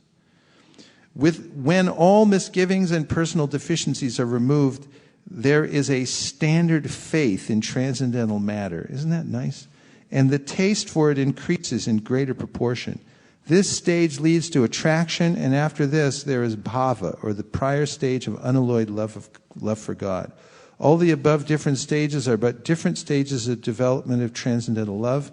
Being so surcharged with transcendental love, there becomes a strong feeling of separation, which leads to 8 different kinds of ecstasies. Tears from the eyes of a devotee is an automatic reaction, and because Sri Narada in his previous birth attained that stage very quickly after his departure from home, it was quite possible for him to perceive the actual presence of the Lord, which he tangibly experienced by his developed spiritual senses without material tinge. Get ready. Things are about to change. O Vyasadeva, at that time, being exceedingly overpowered by feelings of happiness, every part of my body became separately enlivened. Being absorbed in an ocean of ecstasy, I could not see both myself. I could not see both myself and the Lord. Purport. Spiritual feelings of happiness and intense ecstasies. Is everyone with me? Yes. Have no mundane comparison. Therefore, it is very difficult to give expression to such feelings. We can just have a glimpse of such ecstasy in the words of Sri Narada Muni. Each and every part of the body or senses has this particular function. After seeing the Lord, all the senses become fully awakened to render service unto the Lord, because in the liberated state, the senses are fully efficient in serving the Lord. As such, in the transcendental ecstasy, it so happened that the senses became separately enlivened to serve the Lord. This being so, Narada Muni lost himself in seeing both himself and the Lord simultaneously. Text 18. The transcendental form of the Lord as it is satisfies the mind's desires at once, and at once erases all mental incongruities. Upon losing that form, I suddenly got up, being perturbed, as is usual when one loses that which is desirable. 19. I desired to see again that transcendental form of the Lord. But despite my attempts to concentrate upon the heart with eagerness to view the form again, I could not see him anymore, and thus dissatisfied, I was very much aggrieved. Purport. There is no mechanical process to see the form of the Lord. It completely depends on the causeless mercy of the Lord. We cannot demand the Lord to be present before a vision, just as we cannot demand the sun to rise whenever we like. The sun rises out of his own accord, so also the Lord is pleased to be present out of his causeless mercy. One should simply await the opportune moment and go on discharging his prescribed duty in devotional service to the Lord. Narada Muni thought that the Lord could be seen again by the same mechanical process which was successful in the first attempt. But in spite of his utmost endeavor, he could not make the second attempt successful. The Lord is completely independent of all obligations. He can simply be bound up by the tie of unalloyed devotion, nor is he visible or perceivable by our material senses. When he pleases, being satisfied with the sincere attempt of devotional service, depending completely on the mercy of the Lord, then he may be seen out of his own sweet accord. This is a clue to our practice. Although we're talking about numerical strength, although we're talking about substantial devotional service, this is a sign of seriousness and so forth, we must always remember that the Lord appears of his own sweet accord. Now, in this story of Narada Muni, we notice that Krishna appeared to him, and he felt complete ecstasy beyond the imagination. And naturally, the symptoms of love of God appeared in him, all the symptoms. Then Krishna disappeared. And the second time, Narada thought, I'll get him back. And he began to practice mechanically. And the Lord didn't appear. Seeing my attempts in that lonely place, the personality of Godhead, who is transcendental to all material description, spoke to me with gravity and pleasing words just to mitigate my grief. O Narada, the Lord spoke, I regret that during this lifetime you will not be able to see me anymore. Those who are incomplete in service and who are not completely free from all material taints can hardly see me. O virtuous one, you have already once seen my person, and this is just to increase your desire for me. Because the more you hanker for me, the more you will be freed from all material desire. By service of the Absolute Truth, even for a few days, a devotee attains firm and fixed intelligence in me. Consequently, he goes on to become my associate in the transcendental world after giving up the present deplorable material worlds. Intelligence engaged in my devotion cannot be thwarted at any time. Even at the time of creation, as well as the time of annihilation, your remembrance will continue by my mercy. Then that supreme authority, personified by sound and unseen by eyes, but most wonderful, stopped speaking. Feeling a sense of gratitude, I offered my obeisances unto him, bowing my head. Thus I began chanting the holy name and fame of the Lord by repeated recitation, ignoring all the formalities of the material world. Such chanting and remembering of the transcendental pastimes of the Lord are benedictory. So doing, I traveled all over the earth, fully satisfied, humble, and unenvious. This is a very instructive story because in one case, he sat down and meditated. He wasn't expecting anything, especially. And it was non-mechanical. And the Lord appeared to him. And then he disappeared. For the benefit of Narada, to increase his desire, he disappeared. And then Narada tried again he tried mechanically and thought, oh, I can bring the Lord back by this mechanical process. And Krishna didn't appear. This is the great mystery of practice. Although in one sense we're practicing because we know we need to be strict, serious, and sincere in order to advance in devotional service. At the same time, the attitude must be, whatever comes is the mercy of the Lord. Anashlishava paravatam pinashnumam. Adarshanam marma hatam karotuva. You may appear to me or not appear to me.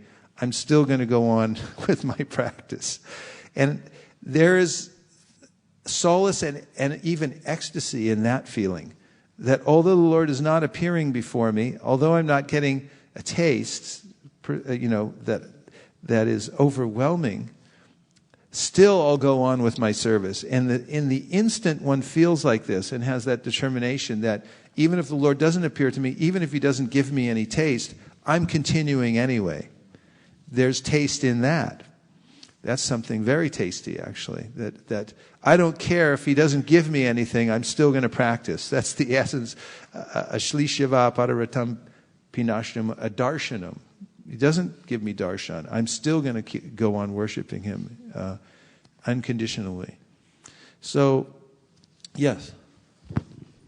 Guru Maharaj, doesn't the vision of the Lord purify you, as in Nalakuvera's case? The moment they saw the Lord, they were purified, and they chose to become pure devotees because the very fact... Yeah, well, you'll notice that Narada is purified also. He now, although the Lord doesn't reveal himself, he said, you won't be able to see me again in this life. What does he do now? He's grateful. He mentions he's very grateful. He's had, this contact with the Lord. And he also feels contact and separation. That's why he goes on traveling and chanting without, as he says, considering the formalities of the material world. So seeing the Lord is not an end in itself?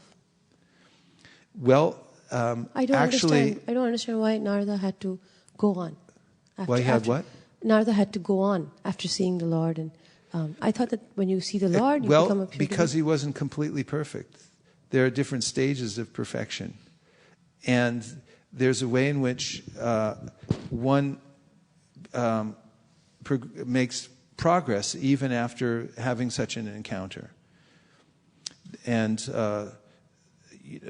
Ajamil, although he had darshan of the Vishnudutas, and he heard everything they said, after they disappeared and he tried to approach them, then they disappeared, he understood that now he needed more practice. He went to Prayag and he continued his devotional service until he was 100% perfect. I was reading about Mother Earth when Parikshit Maharaj had punishment and reward of Kali when he found the personality of Kali torturing the bull and the cow. She said that, well, I became proud because you were always walking on my surface and the hairs of my body, the grass was standing up like the hairs of my body. But then the Lord left me and made me feel bereft. And I thought that this is a recurring theme. The Lord left the rasa dance. But my question is this, that usually when we hear this verse in the second chapter of Bhagavad Gita, 47, Mapaleshu Kadacha, you have a right to perform your duty, but you don't have a right to the fruits. And usually we're thinking in terms of, because it's getting rid of fruitive activity, because you want material fruits, I want riches, I want this and that, but you just have to do your duty. But does it have an application as well to, the fruit being making advancement or getting Krishna's darshan? Well, the fact is, just in general, that the devotee is never separated from Krishna. Although it may say the devotee is separated from Krishna, there's more connection in separation than there is in meeting Krishna, paradoxically. And there's a way in which, for instance, the residents of Vrindavan who are separated from Krishna, as he left them, apparently. He gets on the chariot with Akrura and he goes away to Vrindavan and so forth. And in fact, described in the Shastra that in Goloka that pastime occurs over and over and over and over and over again. That it's new every time. It's not that every time Akrura comes, every time they try to stop his chariot, and every time they feel the intense burning of separation, which is described by the Acharyas as the fire of pralaya, or destruction at the end of the universe, is the hottest fire there is. If you multiply that billions of times, that's the fire of separation that is felt by the devotees when they're separated from Krishna.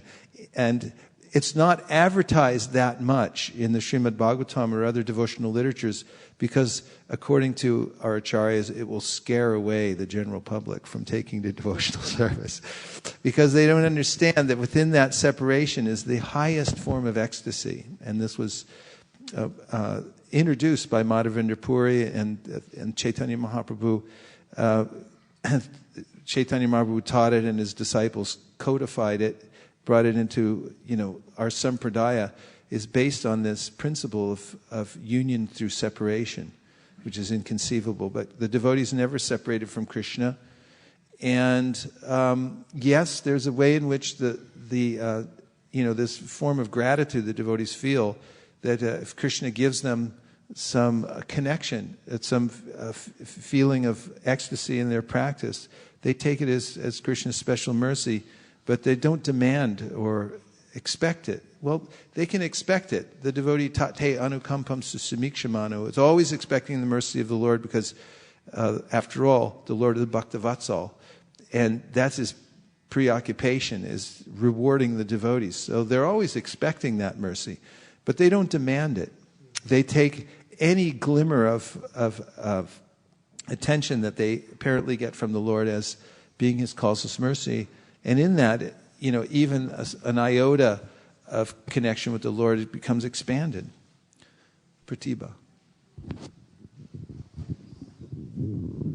On this, one verse was coming to my mind, even when I took the kids there, is that a devotee who is, a devotee who bears the burnt or burden of his karmas and still continues his faith becomes a rightful candidate to the entry into the kingdom of God.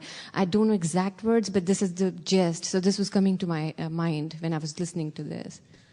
Oh, you just said that? Well, I said the first part of it, and then you said the second part, which is that this is very important in understanding the attitude of a devotee in his practice.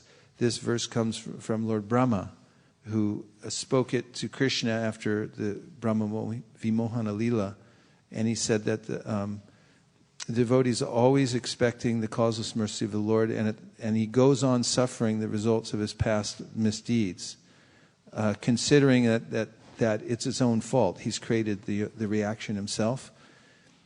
And in that tolerance of everything that's going on to whatever reactions are coming to him is the inherent right of going back to Godhead. Sadaya Bhak means an inheritor. So he inherits the kingdom of God. I find this very, very comforting. Like whenever hard times come, I always tell myself that I remind myself of this verse. So that's very comforting. It is, because devotees see whatever kinds of karma are coming to them, apparent karma actually, in the purport. There's an explanation by Sridhar Swami, the great Bhagavatam Acharya, great Vaishnava Acharya who commented on the Bhagavatam extensively, that actually devotees don't have karma, but they have specific reciprocation from Krishna, that he gives them miseries which are custom made so that they'll give up the last vestiges of attachment. And Krishna knows very well what those are. And therefore he brings very specific kinds of apparent karmic reactions, which are his special mercy, so the devotee will finally give up even the last vestiges of attachment to the material world. So Vishwanath Chakravarti Thakur and other acharyas explain that these kinds of miseries are not a burden to the devotee, or they are a burden, but they're the kind of burden that a businessman feels when he's given great wealth to manage.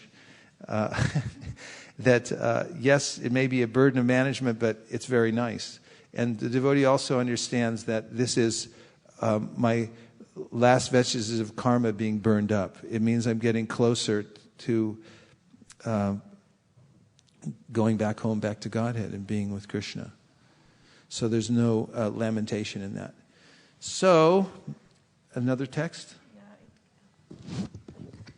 It came sometime back when we were talking about practice and performance. So this is from Saudi Arabia, Rajesh Prabhu. Jai Rajesh. And he says, Haribol, Hare Krishna Gurudev, about practice. Practice makes a man perfect. And then he writes, Bhajante Mam Dridha Vrata. So that's yeah, that's such a nice statement. Practice makes perfect. And even more precisely, perfect practice makes perfect. My Mridanga teacher points this out to me all the time, that if you go slow, and if you do it slow and correctly, then later on you can go fast and correct. Tendency is, as soon as you start a new beat, and then speed up, and it's slightly off, but at least I'm doing it.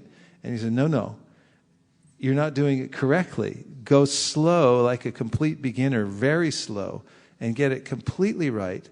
And then later on you can go fast and completely right. But you can't do it if you don't practice perfectly. Of course, there's a way in which in devotional service, our perfect practice is sincere practice.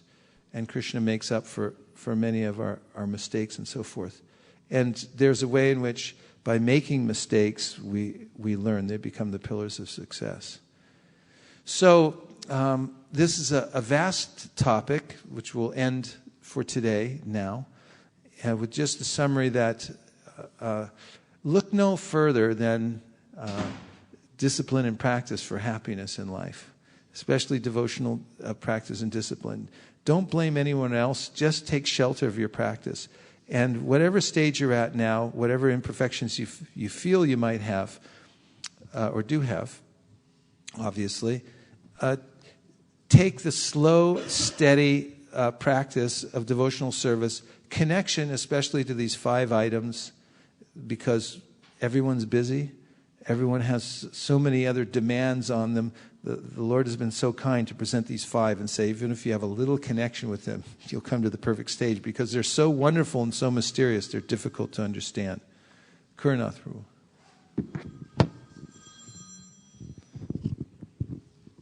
How do we live in Mathura? I mean, if we have these 5 items, right? I can understand, read Srimad Bhagavatam, associate with devotees, chant Hare Krishna, worship the deities. But living in Mathura seems like it's difficult for us here because we have duties here. Yeah, living in Mathura. That's a real trick, isn't it? Well, you have to live somewhere. So you should live in Mathura. And Mathura is just outside Vrindavan. Vaikuntaj Janito Vara Marupuri Tatrapi Rasotsava. There's different places you can, there's different realms you can live in. And they all have relative importance and potency. Rupa Goswami, Vaikuntaj Janito Vara Marupuri Tatrapi Rasosava Vrindaranyam Udara Paniramana Tatrapi Govardhanaha Radha Kunda Mihapi Gokulapate Primam Ritaplavanat Kuriyadasya Virajito Kirite Sevam Viveki Nakaha. So he gives a progression of places. Vaikunta, the Lord's personal abode, the official kingdom of God. That's what Vaikunta is. That's according to Sanatana Goswami in the Briyat Bhagavad. He gives Vaikuntha is the official kingdom of God. But there's something more than that. Vaikuntaj Janito Vara. Better than that, Janito Vara, Marupuri. There's Marupuri, there's Mathura. And above Mathura, did I skip one? Janito, yeah, it means the birthplace of Krishna. And then above that, Janito Vara Marupuri Tatrapi Rotsotsava. Then he mentions the Mathura, then the forest of Vrindavan, because Krishna performed his pastimes in those various forests. And then he mentions the Govardhan Hill, because Krishna lifted Govardhan Hill. There's a lot to be said about all of these, of course. And then there's Radhakund. So there's a gradation of places one can live. And one should endeavor to live in Mathura. How can one do that? That's the question, right? Should we just sell our houses and buy plane tickets and make some, get a condo there or something? Not necessarily, because we may be ill-equipped to actually experience Mathura or to live there in such a way that we can benefit from the Holy Dham. It requires quite a bit of preparation. One of the best preparations for living in Mathura is to preach. To do Sankirtan, to go out and benefit others by broadcasting the holy name, to organize festivals so that people can come together and actually do Sankirtan, do congregational chanting, distribute books, and these kinds of things. This kind of austerity, according to Srila Bhaktisiddhanta Saraswati Thakur and according to His Divine Grace A.C. Bhaktivedanta Swami Prabhupada, prepare the heart for actually living in Mathura. And Prabhupada mentioned many times in a practical way that these temples that are centered around all these activities of hearing and chanting, and in which the deities are being worshipped, Radha and Krishna are here, they're embassies of Mathura. Once, I probably mentioned this, but I went to the embassy in Calcutta for some passport issue or something like that. I had been in Calcutta for a couple of months, and I was totally in the Calcutta mode. I was even drinking Calcutta tap water at the time. I just thought, I'm going to be in Calcutta. I'm part of Calcutta. I could drink this water. And I did successfully. I had something to do with my passport. I walked in that embassy, and there were U.S. Marines inside. And I looked in, and I saw there was Arrowhead Springs bottled water. They were flying bottled water from America. Everything in there was American. With some American product. And I thought, that's America. That's amazing, because 2 inches, past the door on the other side was Calcutta and Calcutta tap water. And on the other side was Arrowhead spring water. And I kept looking back and forth through the door thinking, America, Calcutta, Calcutta, America. And so in a similar way, these temples are in the mood of Mathura, especially when the hearing and chanting is going on and the Sankirtan movement is being spread. So one last point regarding the gateway to Mathura. We can't barge in to Mathura. We can't just barge in anywhere. We're dependent. In fact, you can't go anywhere. I've been hearing from devotees recently about trying to get visas to go to India. And it's very difficult, especially through the BLS. They're just horrible. It's the worst service in the world. But that's for a reason. Because the material world is called Durga, difficult to go. And she's trying to keep up her reputation. It's very difficult to move around, get a visa, go anywhere. And so it's very difficult to move in this world. But if you go through the right channels, you can get your visa. For instance, if you happen to know somebody and you just say, look, I got visa problems. Say, no problem, just give it to me, I'll take care of it. And they bring it back, right? So in the same way, in Kali Yuga, to approach Vrindavan and Mathura, you have to be in with Lord Chaitanya. There's no other way. Try to move here or there, try to go to Mathura, not possible. But if you attract the attention of Lord Chaitanya Mahaprabhu, then Aise Brindaban Radhesham Pabe Darsham Gora Kripa Holehe. If you get the mercy of Lord Gaur. So you do that by performing Sankirtan. So if you perform Sankirtan with abandon, and focus your mind on that. Worship the lotus feet of Lord Chaitanya Mahaprabhu. Tirtasparam Shiva Vrinchi Nutam Sharanyam. Brityartiham Pranatapala Pavabdi Potam. Karabhajana Muni says, if you worship the lotus feet of Lord Chaitanya Mahaprabhu, the Mahapurush, you get the result of going to all the holy places. And that's the way to enter Mathura. Do Sankirtan. Worship Lord Chaitanya Mahaprabhu in the authorized way. Then you become eligible. Then you get called to Mathura. And also then you can see Mathura in your own precincts. And that brings us to the end of our broadcast. Hare Krishna. And now we'll have a Guru Puja. So let's put away all the Shastra deities with great efficiency and reverence and all the asanas. And then we'll stand up and sing for our founder Acharya. Srimad Bhagavatam ki jai, Srila Prabhupada ki jai, Gaur Bhaktivinoda ji ki jai, Go Premanande Haribo. Vaisesika Prabhu ki jai.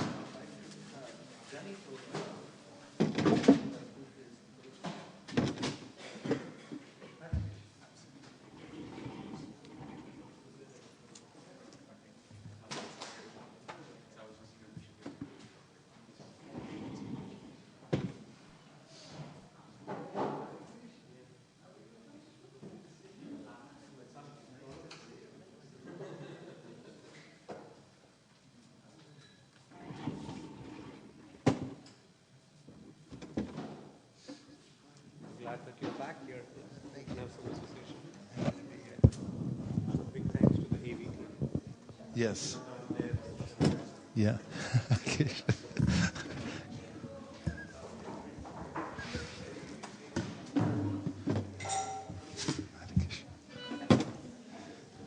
Namashreshtam manamapi sachiputra matra swarupam rupam tasya gajam aruparim maturim goshtavatim Radha kundam girivanamaho radhika madhavasham prapto yasya pratita kripaya shri gurum tamdatosmi Shri Guru Charana Padma Kevala Bhakati Sadma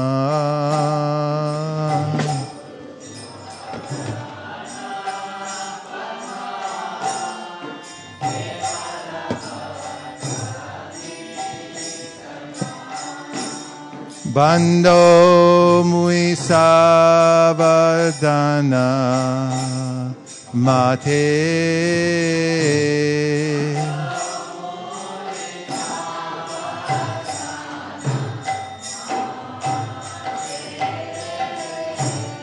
Jahara prashare bhai bhavato riyaja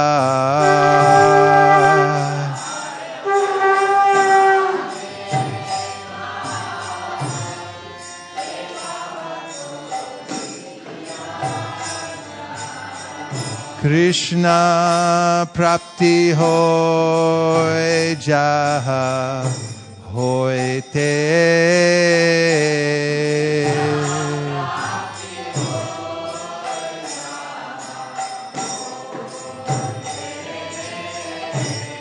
Guru Mukha Padma Vakya Chitete Ko Riya Aikya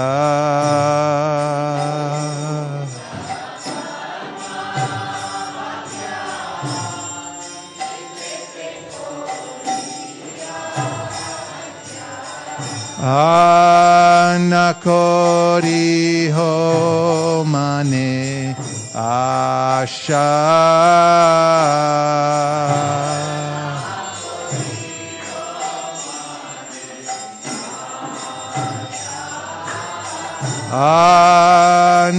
Anakori ho mane asha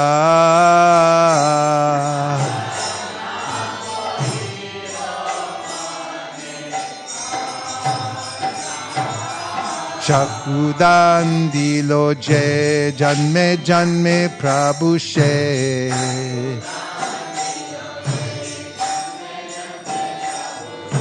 Chakudan dilo je janme janme Prabhu she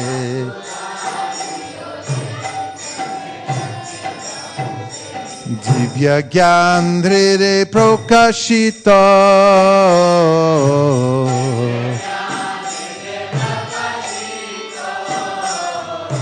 Divya gyan dhre prokashito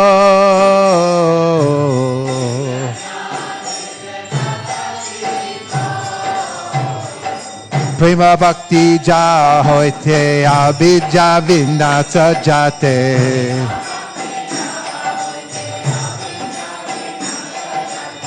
Prema bhakti ja hoite abhija vinasa jate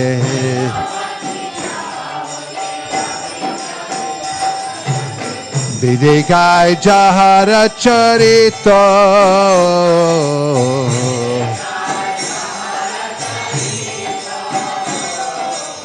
Vidikai jahara charito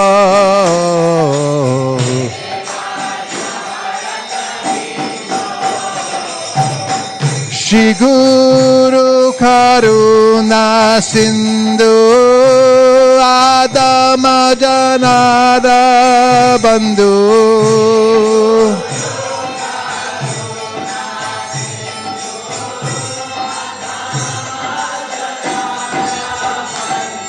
Shri Guru Karuna Sindhu Adama Janada Bandhu Lokana Lokera Jivana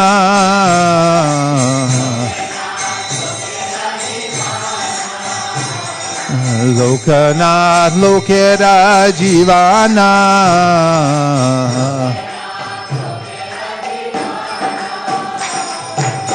Ha Prabhu Kora Doya Deha Mure Pada Chaya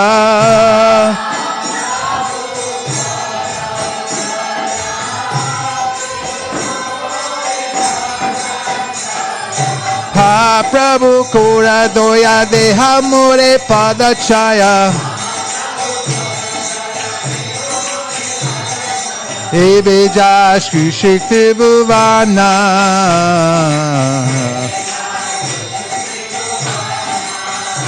Ebe Jash Kushikti Bhuvana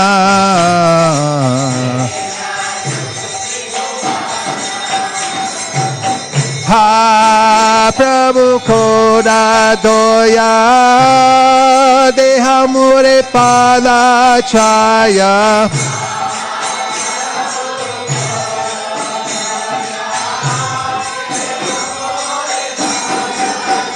Jaya Prabhupada, Prabhupada, Prabhupada, Jaya Prabhupada.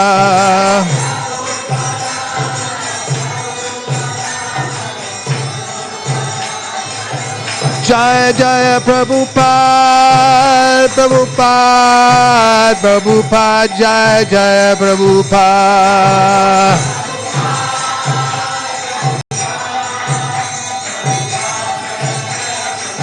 Jaya Jaya Prabhupada, Prabhupada, Prabhupada, Jaya Jaya Prabhupada.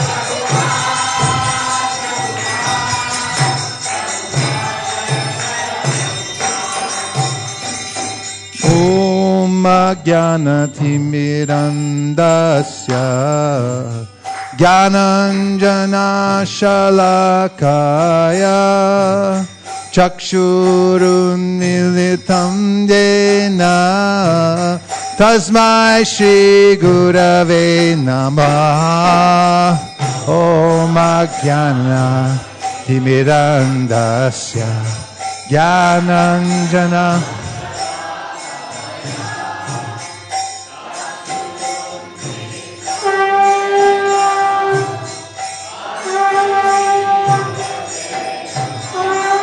Nama Om Vishnupadaya Krishna Preshtaya Bhutale Srimate Bhaktivedanta Swaminiti Namine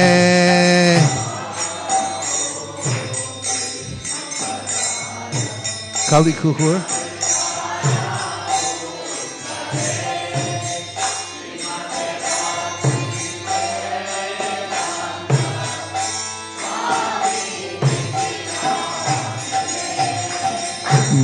Namaste Saraswate Deve Gauravani Pracharine Nirvishesha Shunyavadi Pashatya Rishatarine Namaste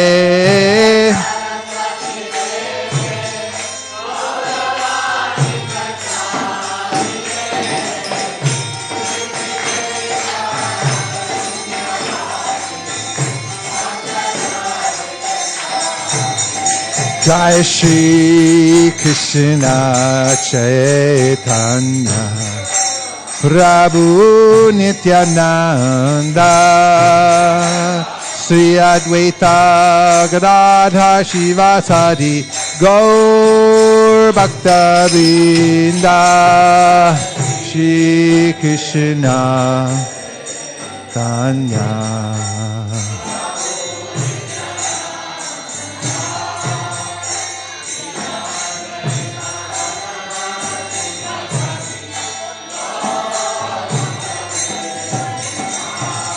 Shri Krishna Chaitanya Prabhu Nityananda Sri Advaita Gadadhar Shivasari Gaur Bhakta Vrinda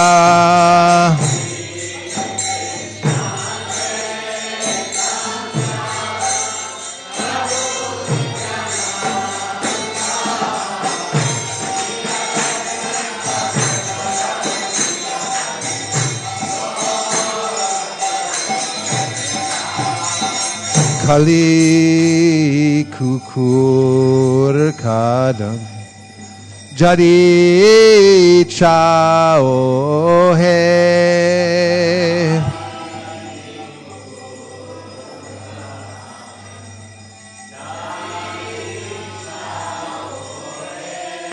Kali Juga Pavana Kulibai Nashana Shri Sachinandana Gao He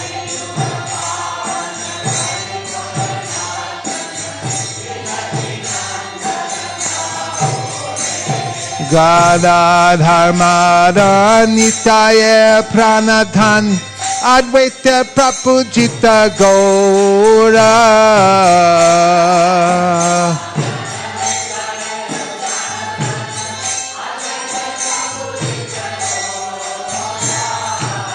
Nimani Vishwambar Srinivashishwar Bhakta Samuha Chitta Chora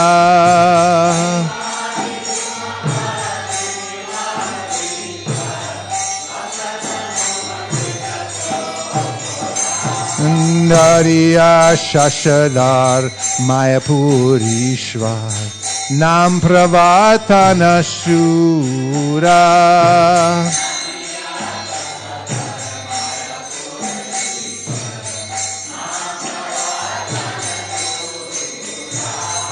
Grihi Jana Shikshaka Nyasikula Nayaka Madhavarada Bhavapura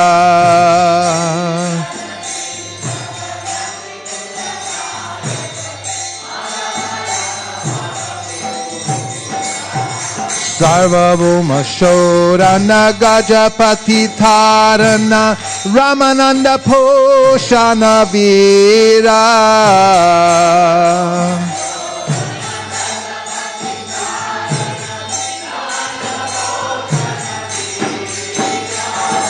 Rupananda Vardana Sanatana Palana Haridas Modana Dhira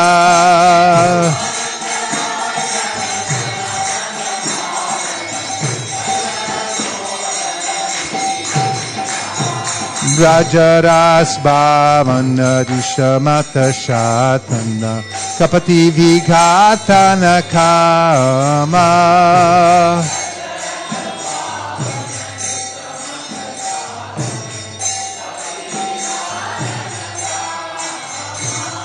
Shuddha Bhakta Palana Shuksha Jnana Tharana Chala Bhakti Dushana Rama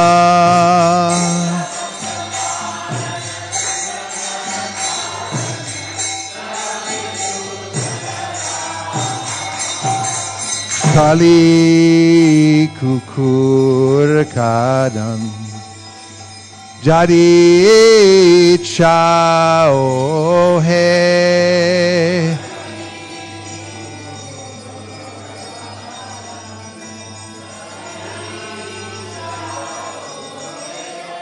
Kali Juga Pavana Kolibai Nashana Shri Sachinandana Gao He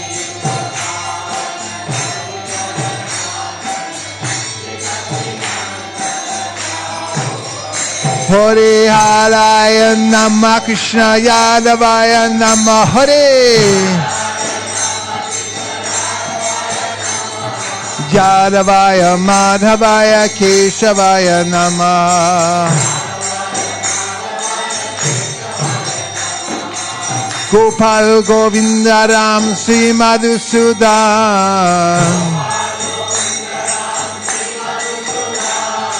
Giridhari Gopinath Madan Mohan Do we have the bhajan? Do we still have? Shri Chaitanya Nityananda Sri Advaita Sita Hari Guru Vaishnava Bhagavata Gita Shri Rup Sri Sanatan Bhatta Raguna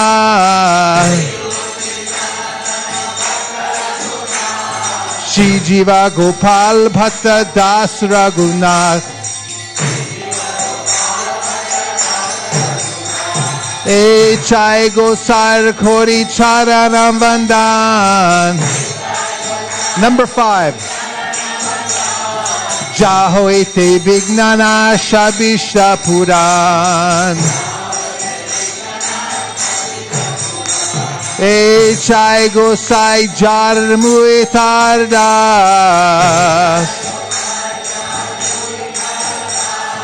Tan Sabara Parariru Mora Panchagras. Tanyara Charana Sebe Bhakta Sanibas. Janame Janame Hoe Avila. E Chai Gosai Jabe Braje Koilabas. Radha Krishna Nitya Lila Koila Prakash. Shri Shri Radha Krishna Nitya Lila Koila Prakash. Bolo Anande Bolo Hari Bhaja Vrindavan. Bolo Anande Bolo Hari Bhaja Vrindavan. Shri Guru Vaishnava Padi Mojmi Aman. Shri Guru Vaishnava Pad Padma Koreash. Harinam Sankirtan Kohe Narotamo Das. Hey Krishna, Hare Krishna, Krishna Krishna, Hare Hare. Hare Rama, Hare Rama, Rama Rama, Hare Hare. Go!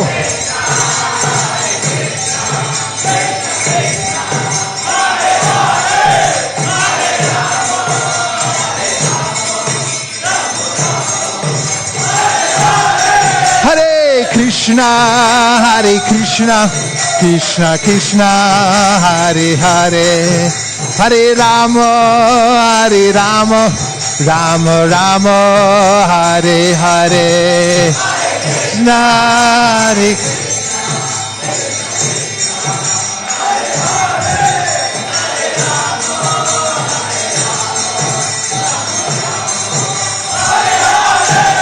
Hare Krishna, Hare Krishna, Krishna Krishna, Hare Hare.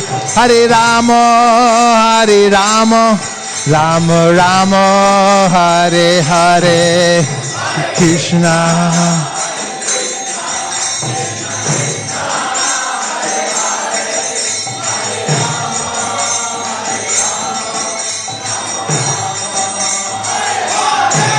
Hare Krishna, Hare Krishna, Krishna Krishna, Hare Hare. Hare Rama, Hare Rama, Rama Rama, Hare Hare. Hare Krishna.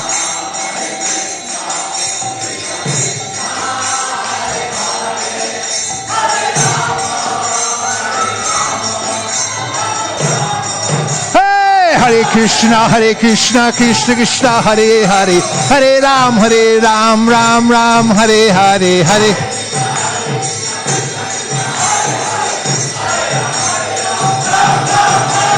Hare Krishna, Krishna Krishna, Hare Hare. Hare Ram, Ram Ram, Hare Hare.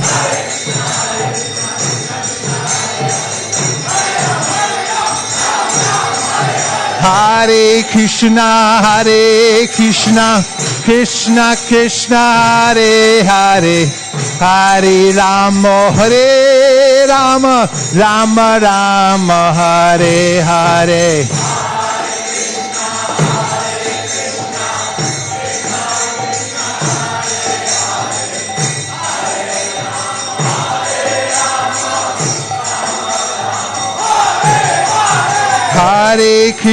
Hare Krishna, Krishna Krishna, Hare Hare, Hare Rama, Hare Rama, Rama Rama, Hare Hare.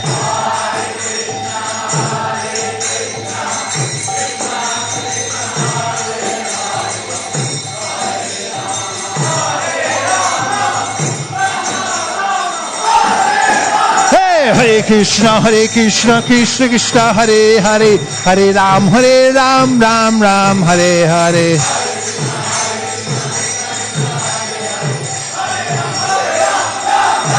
Bhajare, hey, Bhaja Govinda Gopala Hare.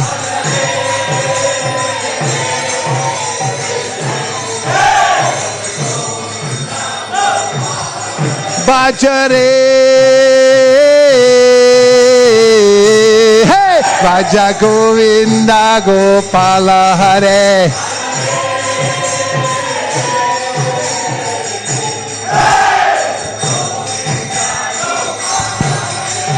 Radhe Govinda, Radhe Govinda, Radhe Gopala, Radhe Gopala, Bhajare, hey, Bhaja Govinda Gopala Hare.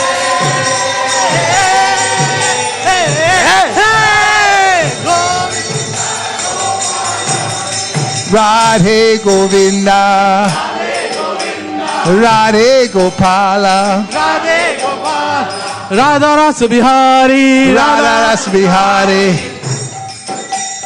Radha Madan Mohan, Radha Madan Mohan, Radha Gopinath, Radha Gopinath, Gandharvika Giridhari, Giridhari, Kishore Kishori, Kishore Kishori, Radha Govinda, Radha Govinda, Rukmani Dwarkadish, Rukmini Dwarkadish, Radha Ramana, Radha Ramana, Radha London Ishwar, Radha Radhanishwar, Radha Bank Bihari, Radha Bank Bihari, Radha Kanta, Radha Kanta, Radha Gokulananda, Radha Gokulananda, Varat Kishori Chora, Kish, Radha Kanta, Radha Madan Bihari, Radhe Govinda, Radhe Govinda, Radha Govinda Chandra, Radha Govinda Chandra, Radha Madan Mohan, Radha Madan Mohan, Radha Madan Bihari, Radha Kala Chandra, Radha Kala Chandji, Radha Madan Mohan, Radha Madan Mohan, Radha Madan Mohan, Kishore Kishori, Kishore Kishori, Radha Madan Bihari,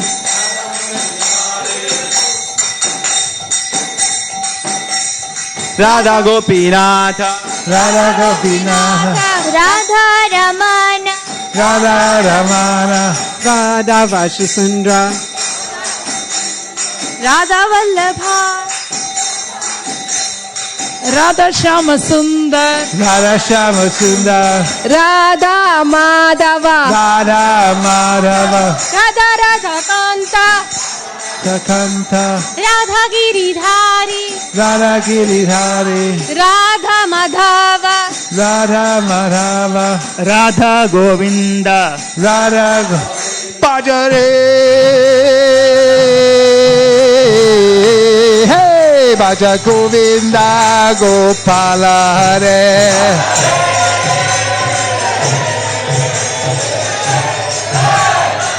Govinda Go. ऐसे श्री भगवान को मेरे बारंबार प्रणाम है ऐसे श्री भगवान को मेरे बारंबार ऐसे श्री ज्ञान श्याम को मेरे बारंबार प्रणाम है ऐसे श्री ज्ञान श्याम को मेरे बारंबार प्रणाम है गो प्रेमानंदे निताई गौरा हरि बोल हरि बोल हरि बोल निताई गौर हरि बोल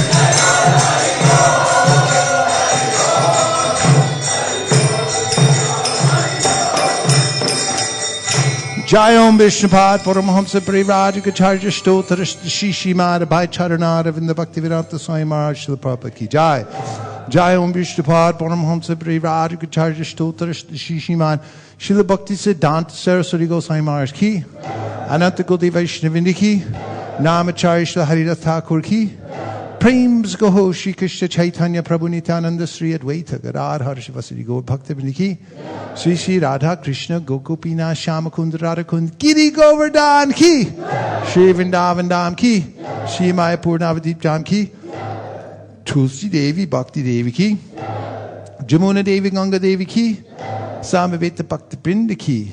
All glories to assembled devotees. All glories to the assembled devotees. All glories to the assembled devotees. Gaur Premanande Haribo.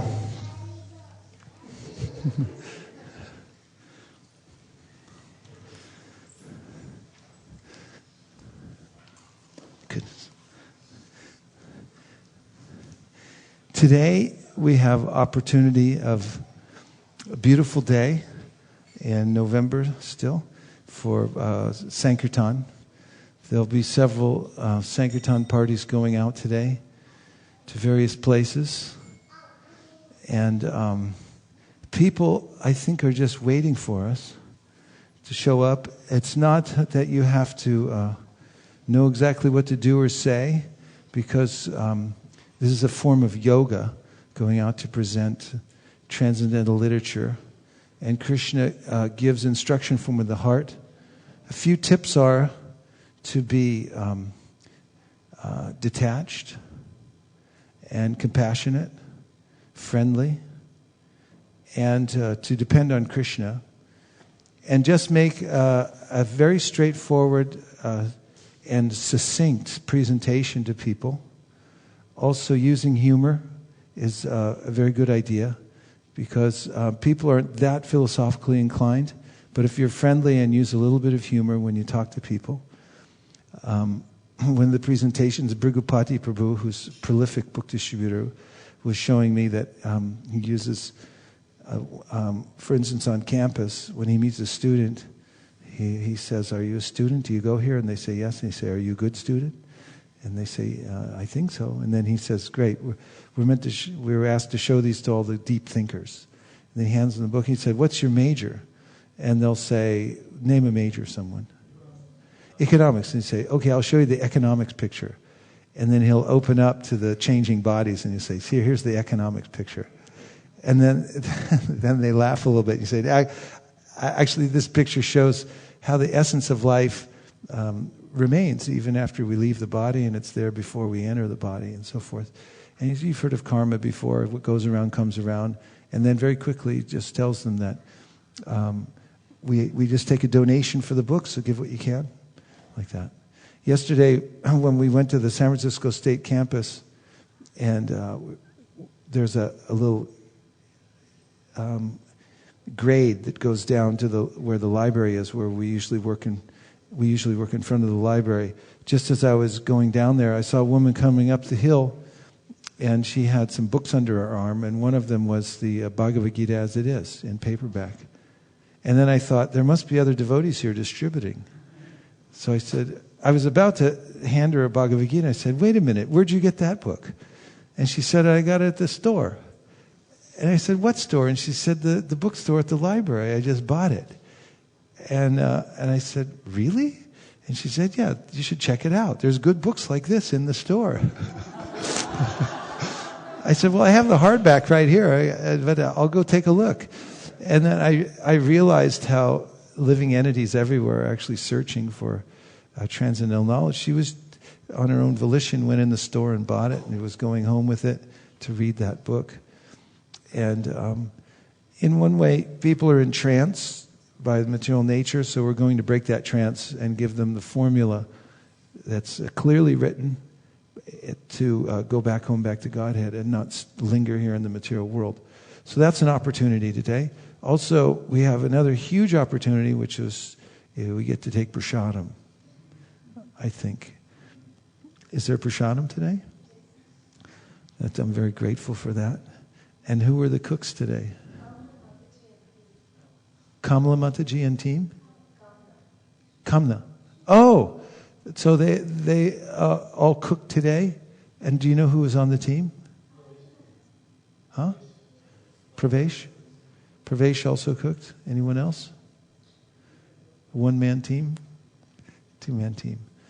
Okay, so there'll be prasadam today. And then that will be served just outside. And any other announcements? Thanks to all of you who have traveled from various locations. Yes. The question is, where are all the different locations for book distribution today? Malini, if you're online listening, please call in. Sri Krishna Purushottam sent an email. Foster City, of all places. Okay, so one place is in Foster City. Another is going to San Francisco, to Haight Street, Haight and Ashbury. Okay. Tomorrow morning. Not today. Okay. So today, Foster City? 766 Edgewater. Okay. Will that be written somewhere so devotees can pick it up? 766 Edgewater. Okay. And roadside parking. How nice. Okay. So Foster City is a really good spot, actually. We went there a couple of years ago when we were doing Chaitanya Charitamritas, and we did quite a few. People are very friendly. Shraddha lives there. Her place is there. And it's an island. It's a little island.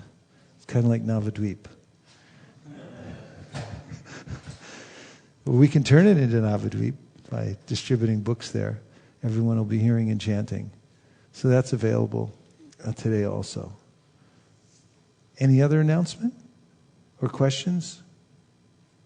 Everyone's happy? Okay, good.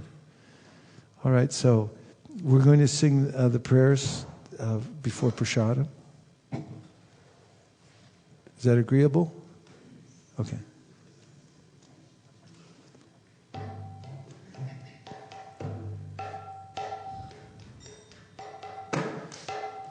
Sharira Vijaja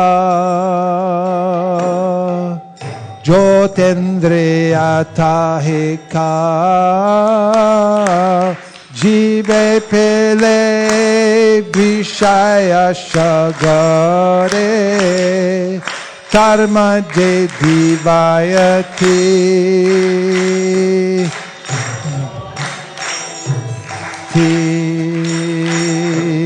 Take jeta katita samsare Krishna bora doyamoy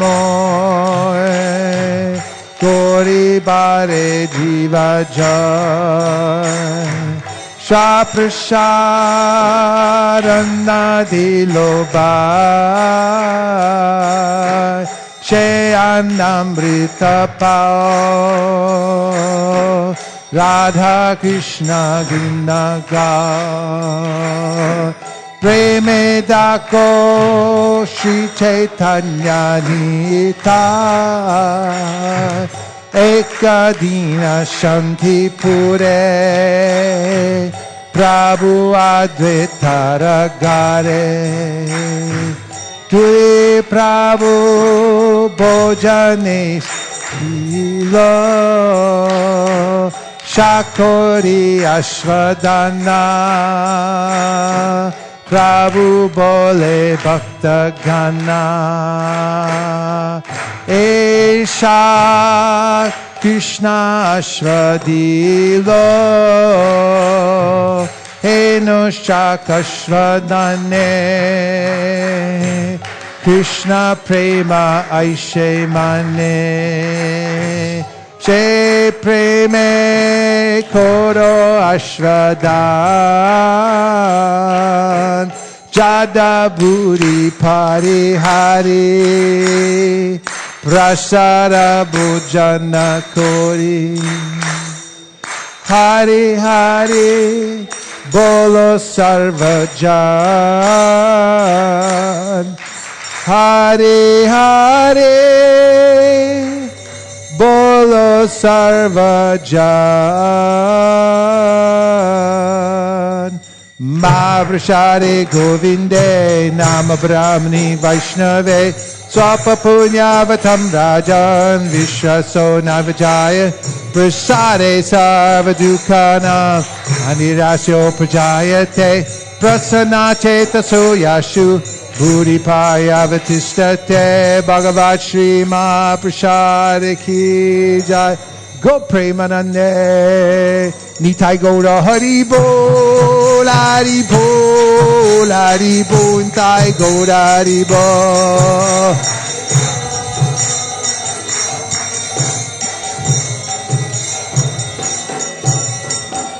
Please come take prasadam. Haribo.